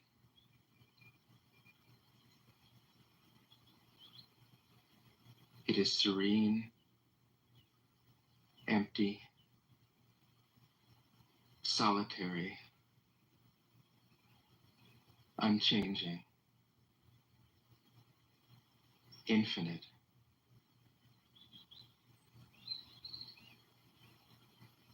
For lack of a better name, I call it the Tao.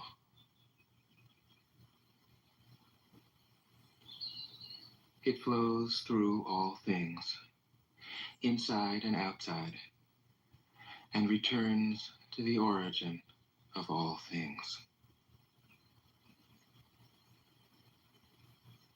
The Tao is great. The universe is great. Earth is great. Man is great. These are the four great powers. Man follows the earth. Earth follows the universe. The universe follows the Tao. The Tao follows only itself. 26. The heavy is the root of the light. The unmoved is the source of all movement. Thus the master travels all day without leaving home. However splendid the views, she stays serenely in herself.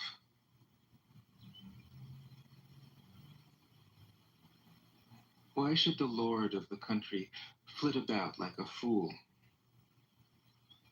If you let yourself be blown to and fro, you lose touch with your root.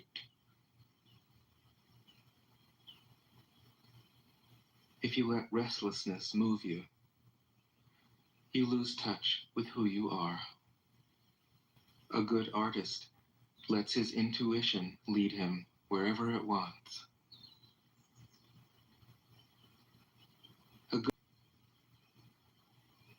He is ready to use all situations and doesn't waste anything. Embodying the light.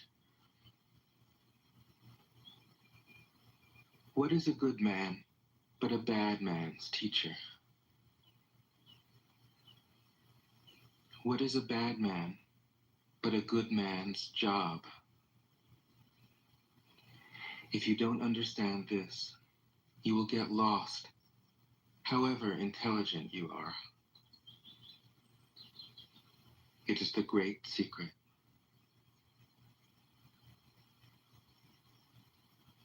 28. Know the male, yet keep to the female. Receive the world in your arms. If you receive the world, the Tao will never leave you, and you will be like a little child. Know the white, yet keep to the black. Be a pattern for the world. If you are a pattern for the world, the Tao will be strong inside you, and there will be nothing you can't do. Know the personal, yet keep to the impersonal. Accept the world as it is. If you accept the world, the Tao will be luminous inside you, and you will return to your primal self. The world is formed from the void, like utensils from a block of wood. The master knows she can use all things. 29. Do you want to improve the world? I don't think it can be done. The world is sacred. It can't be improved. If you tamper with it, you'll ruin it. If you treat it like an object, you'll lose it.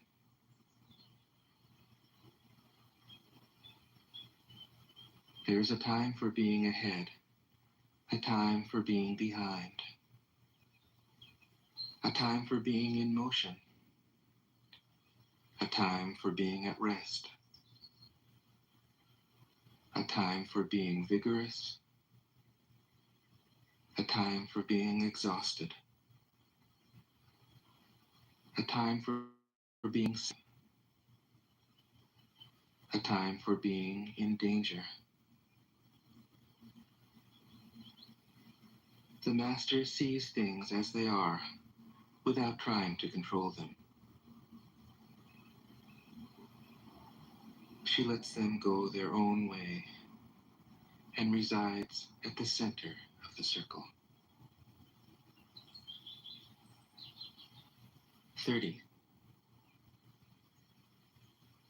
Whoever relies on the Tao in governing men doesn't try to force issues or defeat enemies by force of arms. For every force, there is a counterforce. Violence, even well-intentioned, always rebounds upon oneself.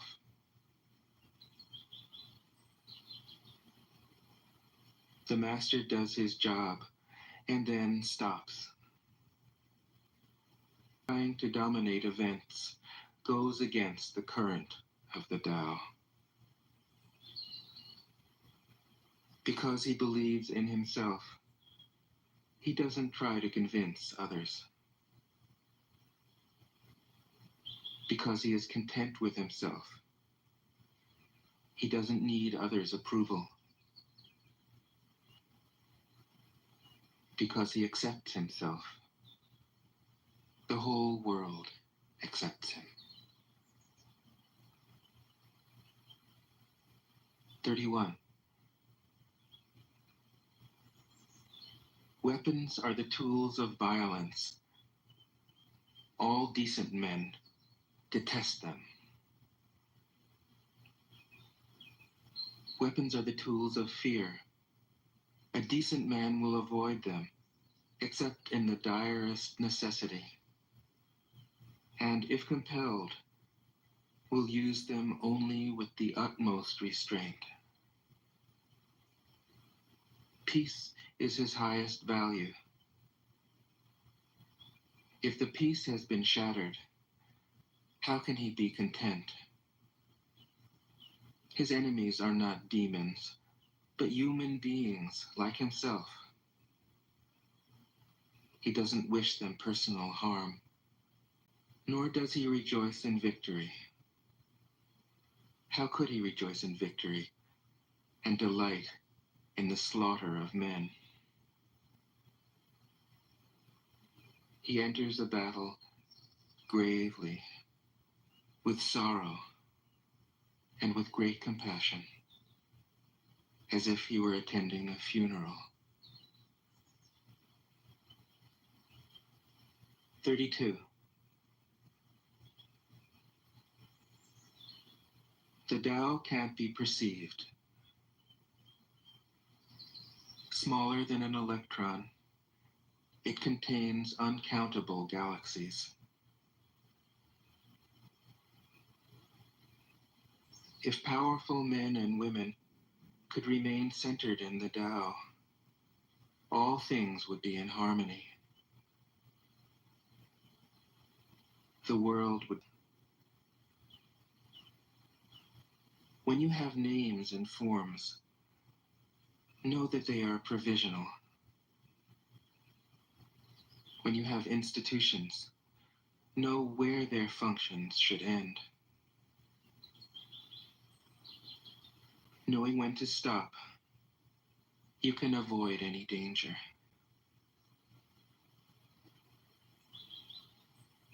All things end in the Tao, as rivers flow into the sea. 33. Knowing others is intelligence.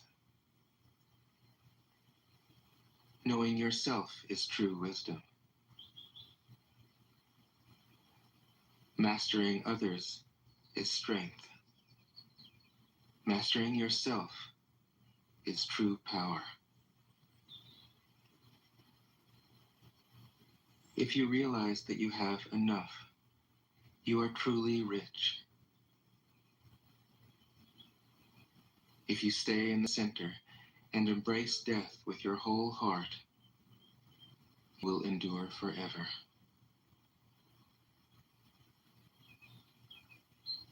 34.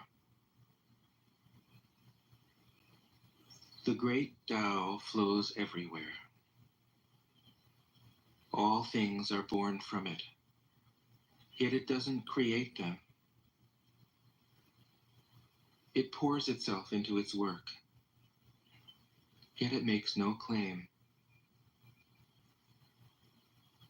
It nourishes infinite worlds, yet it doesn't hold on to them.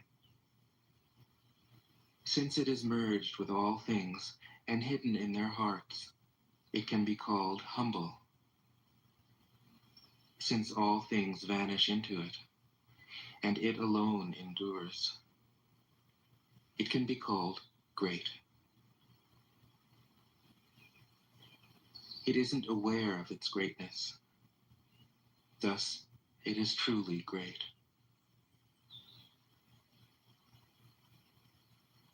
35. She who is centered in the Tao can go where she wishes without danger. She perceives the universal harmony, even amid great pain, because she has found peace in her heart.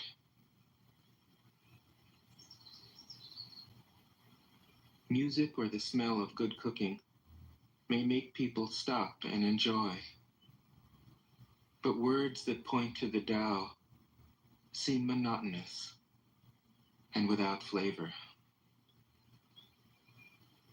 When you look for it, there is nothing to see. When you use it, It is inexhaustible. 36. If you want to shrink something, you must first allow it to expand.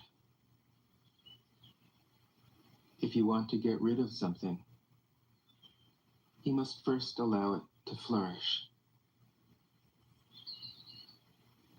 If you want to take something, you must first allow it to be given. This is called the subtle perception of the way things are. The soft overcomes the hard. The slow overcomes the fast. Let your workings remain a mystery. This is called the subtle perception of the way things are. Hard. The slow overcomes the fast.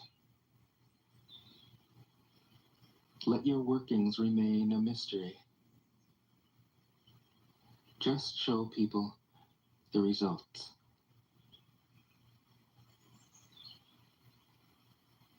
"37. The Tao never does anything, yet through it all things are done. If powerful men and women could center themselves in it, the whole world would be transformed by itself in its natural rhythms. People would be content with their simple, everyday lives, in harmony and free of desire. When there is no desire, all things are at peace." 38. The master doesn't try to be powerful. Thus, he is truly powerful. The ordinary man keeps reaching for power. Thus, he never has enough. The master does nothing, yet he leaves nothing done. The ordinary man is always doing things, yet many more are left to be done. The kind man does something, yet something remains undone. The just man does something, and leaves many things to be done. The moral man does something, and when no one responds, he rolls up his sleeves and uses force. When the Tao is lost, there is goodness. When goodness is lost, there is morality. When morality is lost, there is ritual. Ritual is the husk of true faith, the beginning of chaos. Therefore, the master concerns himself with the depths and not the surface, with the fruit and not the flower. He has no will of his own.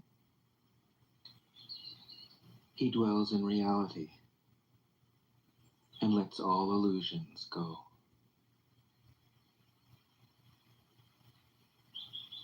39. In harmony with the Tao, the sky is clear and spacious. The earth is solid and full. All creatures flourish together, content with the way they are, endlessly repeating themselves, endlessly renewed. When man interferes with the Tao, the sky becomes filthy. The earth becomes depleted. The equilibrium crumbles. Creatures become extinct. The master views the parts with compassion because he understands the whole. His constant practice is humility. He doesn't glitter like a jewel, but lets himself be shaped by the Tao, as rugged and common as a stone. 40. Return is the movement of the Tao. Yielding is the way of the Tao. All things are born of being. Being is born of non-being.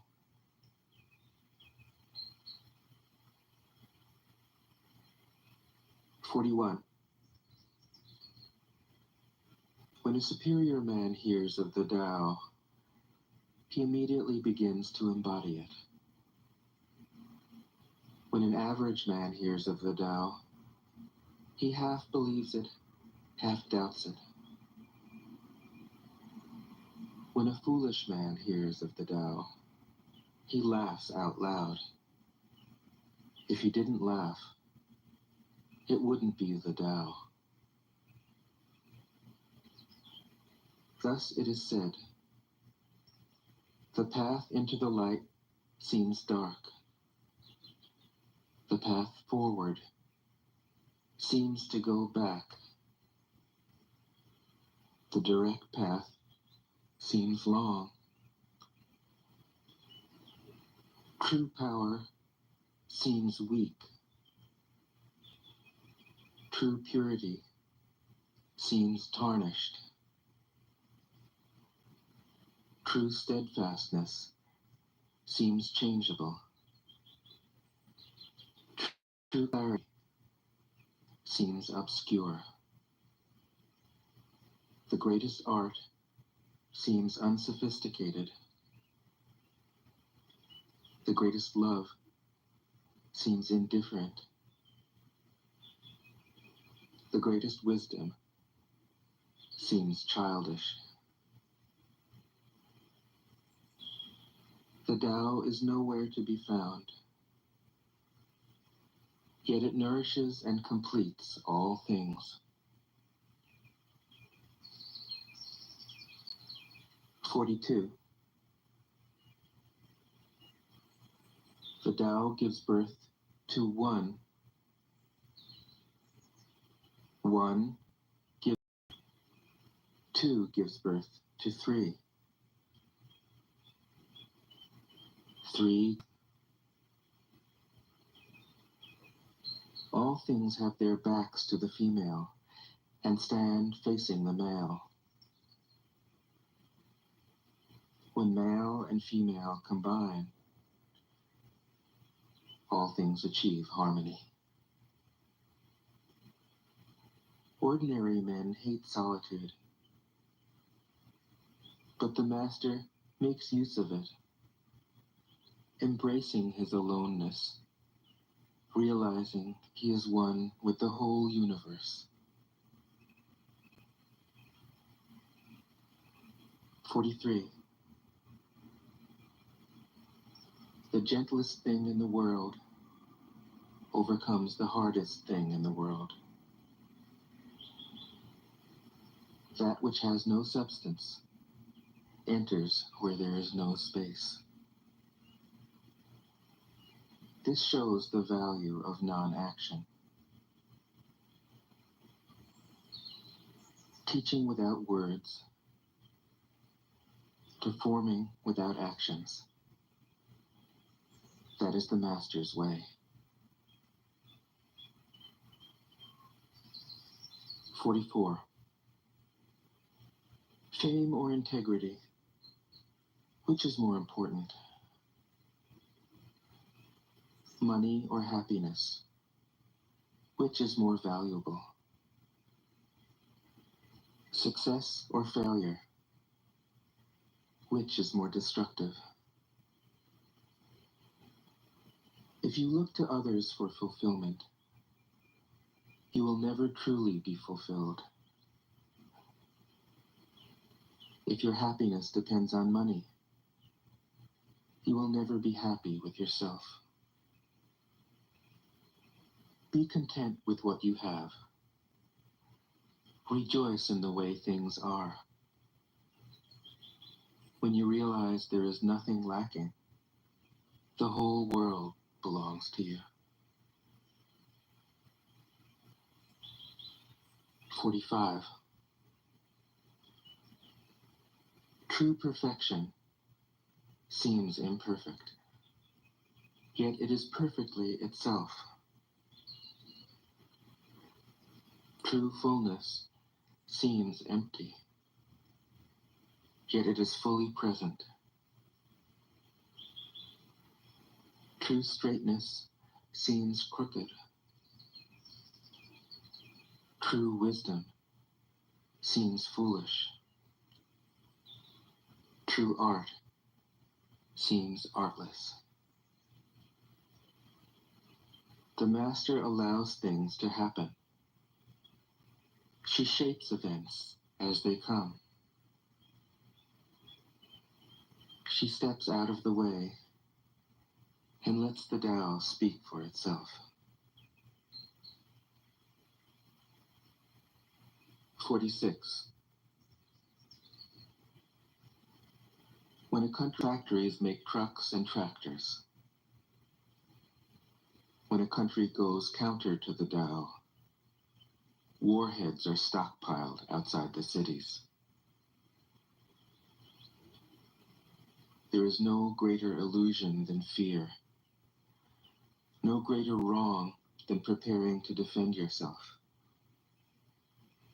no greater misfortune than having an enemy. Whoever can see through all fear will always be safe.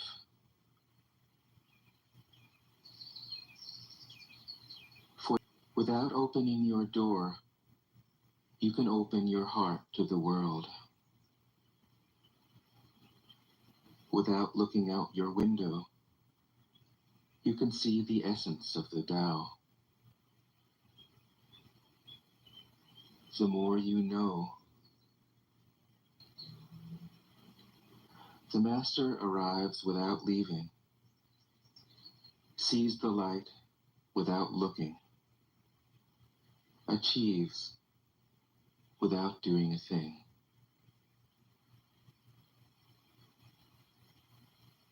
48. In the pursuit of knowledge, every day something is added. In the practice of the Tao, every day something is dropped. Less and less do you need to force things, until finally you arrive at non-action. When nothing is done. True mastery can be gained by letting things go their own way. It can't be gained by interfering.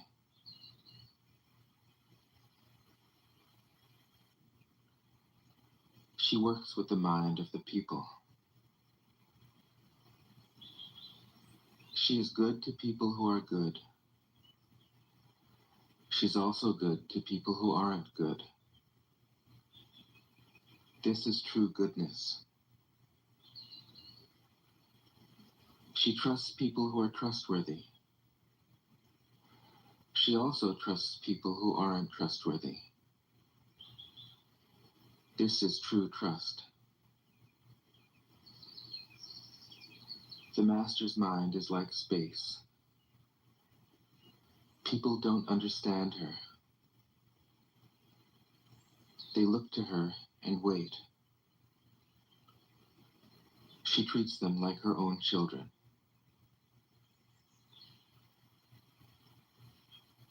50. The master gives himself up to whatever the moment brings. He knows that he is going to die, and he has nothing left to hold on to. No illusions in his mind. No resistances in his body. He doesn't think about his actions. He holds nothing back from life. As a man is ready for sleep after a good day's work.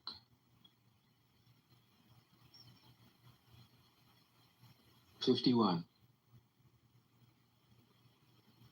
Every being in the universe is an expression of the Tao. It springs into existence, unconscious, perfect, free, takes on a physical body, lets circumstances complete it.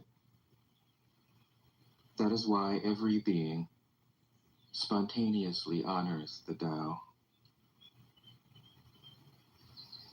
The Tao gives birth to all beings, nourishes them, maintains them, cares for them, comforts them, protects them, takes them back to itself, creating without possessing,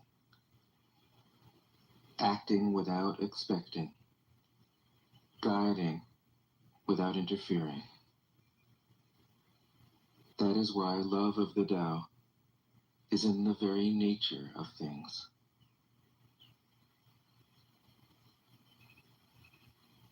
"52. In the beginning was the Tao. All things return to it. To find the origin, trace back the manifestation as the children and find the mother. You will be free of sorrow. If you close your mind in judgments and traffic with desires, your heart will be troubled. If you keep your mind from judging and aren't led by the senses, your heart will find peace. Seeing into darkness is clarity. Knowing how to yield is strength. Use your own light and return to the source of light. This is called practicing eternity. 53. The great way is easy, yet people prefer the side paths. Be aware when things are out of balance. Stay centered within the Tao. Speculators prosper, while farmers lose their land. When government officials spend money on weapons instead of cures. When the upper class is extravagant and irresponsible, while the poor have nowhere to turn. All this is robbery and chaos. It is not in keeping with the Tao. 54. Whoever is planted in the Tao will not be rooted up. Whoever embraces the Tao will not slip away. Her name will be held in honor from generation to generation. Let the Tao be present in your life, and you will become genuine. Let it be present in your family, and your family will flourish. Let it be present in your country, and your country will be an example to all countries in the world. Let it be present in the universe, and the universe will sing. How do I know this is true? By looking inside myself.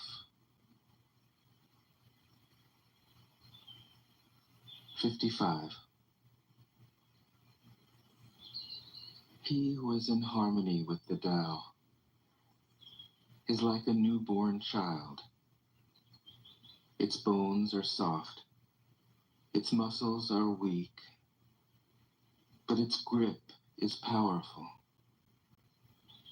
It doesn't know about the union of male and female, yet its penis can stand erect. So intense is its vital power.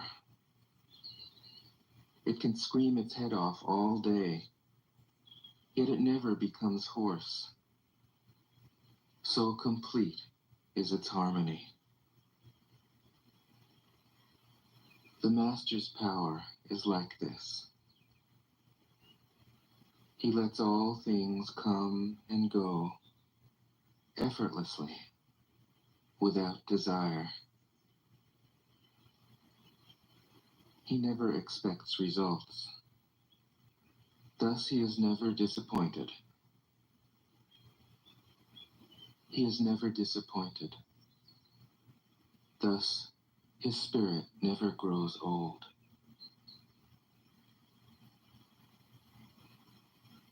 "56. Those who know don't talk. Those who talk don't know. Close your mouth. Block off your senses. Blunt your sharpness. Untie your knots. Soften your glare. Settle your dust. This is the primal identity. Be like the Tao. It can't be approached or withdrawn from,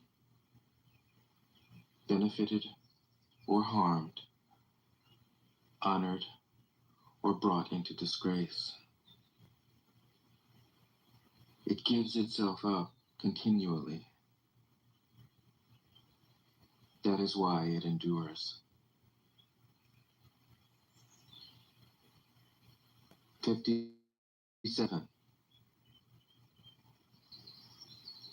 If you want to be a great leader, you must learn to follow the Tao. Stop trying to control, and the world will govern itself. The more prohibitions you have, the less virtuous people will be.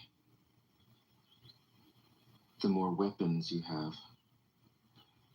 the less secure people will be. The more subsidies you have, the less self-reliant people will be. Therefore, the Master says, I let go of the law, and people become honest.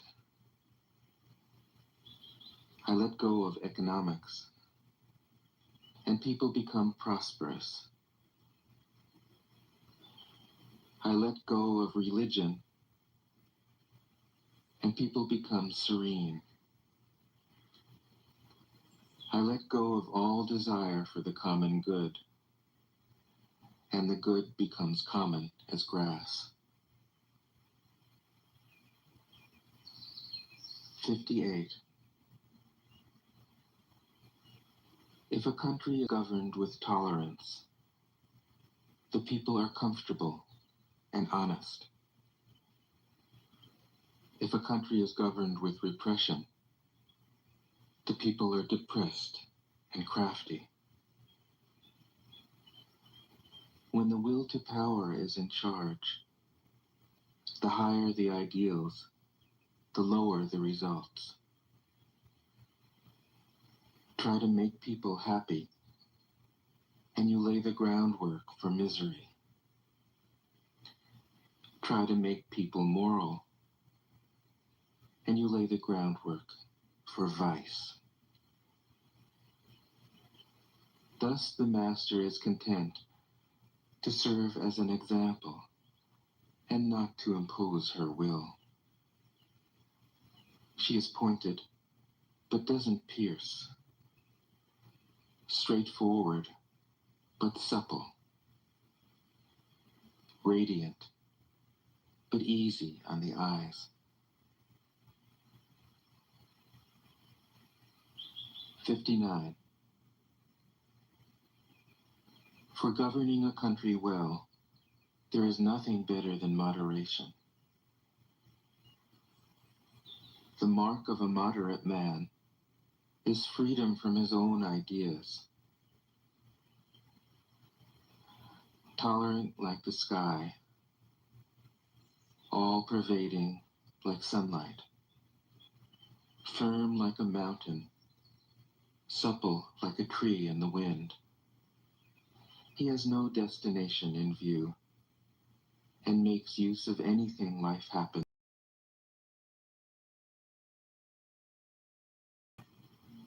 Because he has let go, he can care for the people's welfare.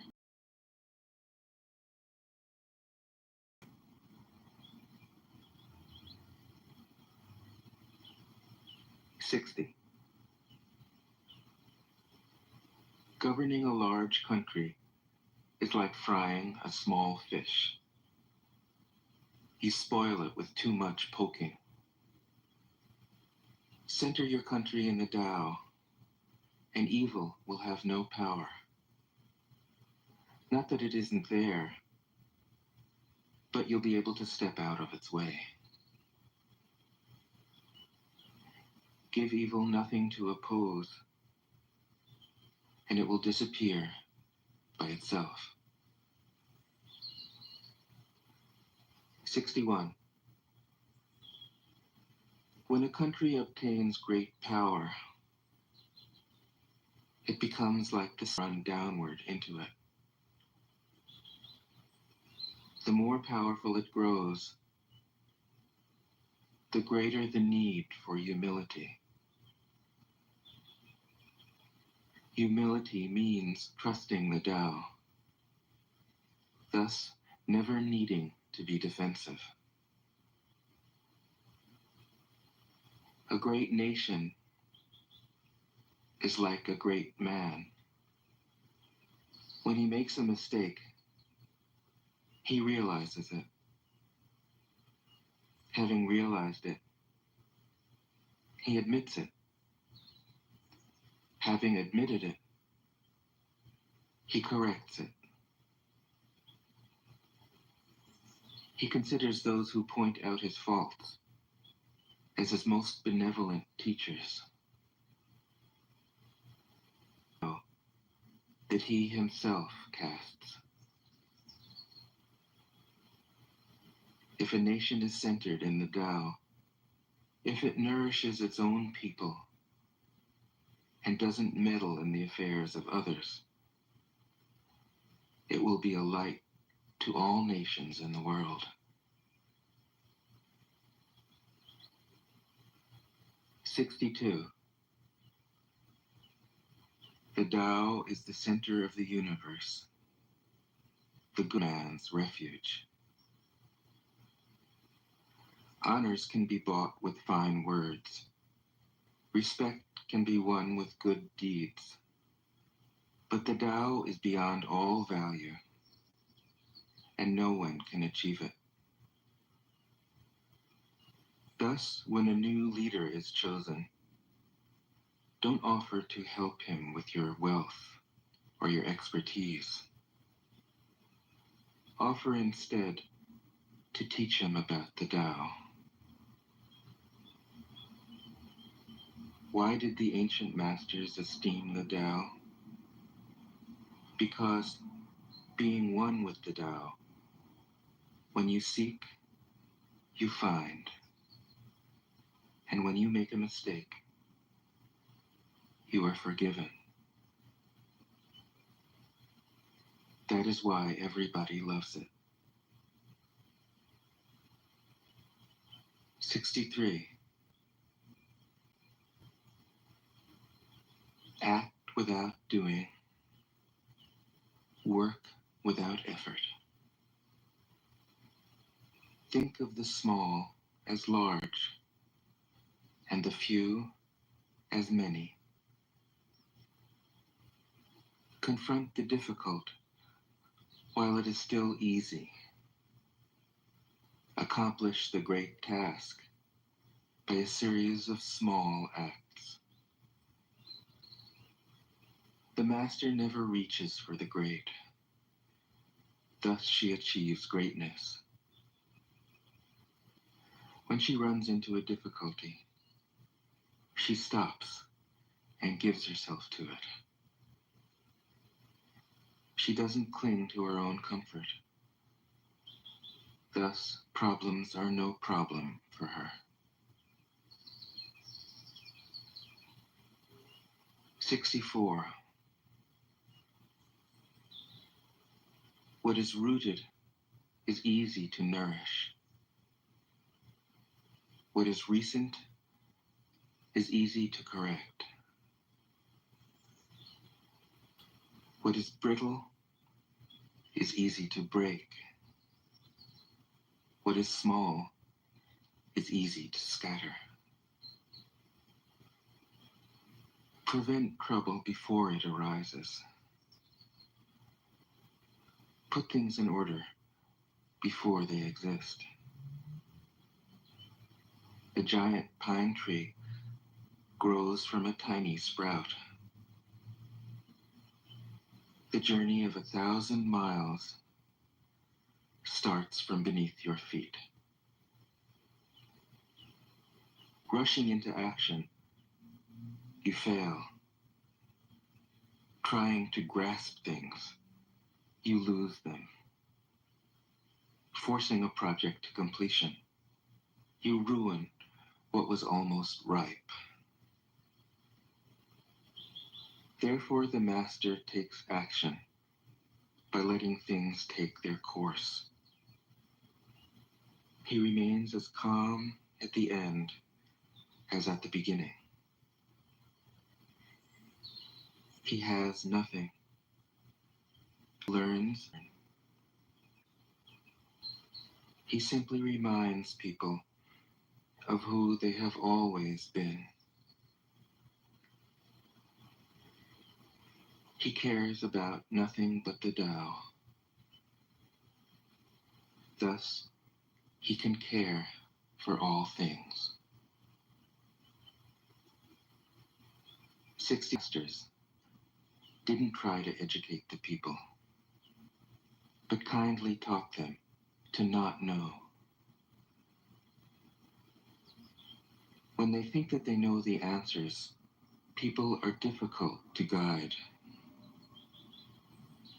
When they know that they don't know, people can find their own way. If you want to learn how to govern, avoid being clever, ordinary life. You can show all people the way back to their own true nature.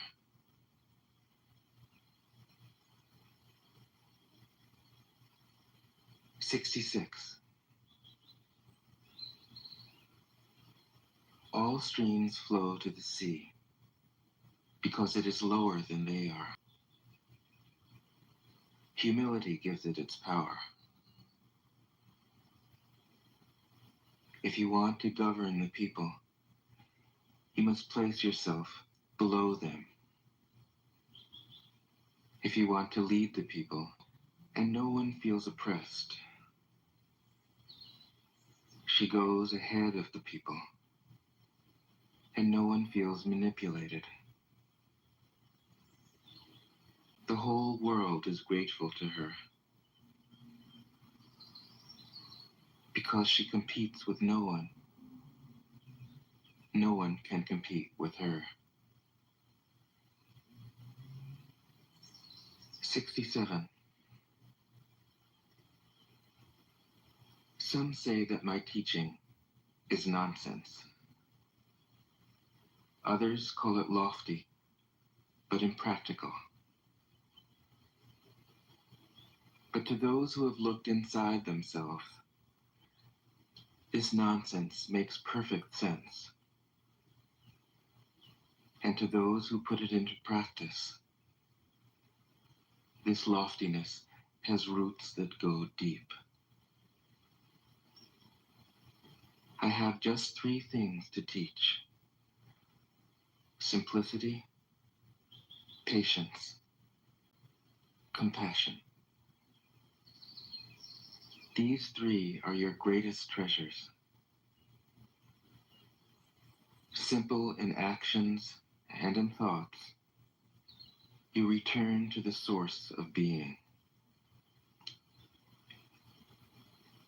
Patient with both friends and enemies, you accord with the way things are. Compassionate toward yourself, you reconcile all beings in the world. 68. The best athlete wants his opponent at his best. The best general enters the mind of his enemy. The best businessman serves the communal good. The best leader follows the will of the people. Them embody the virtue of non-competition. In this, they are like children and in harmony with the Tao. 69.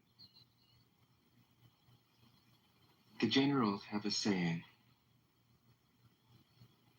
rather than make the first move, it is better to wait and see. A yard.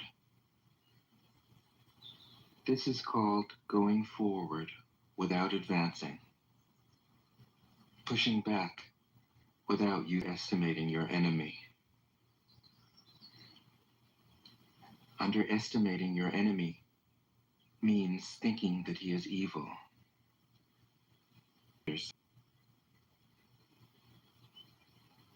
When 2 great forces oppose each other, the victory will go to the one that knows how to, and easy to put into practice.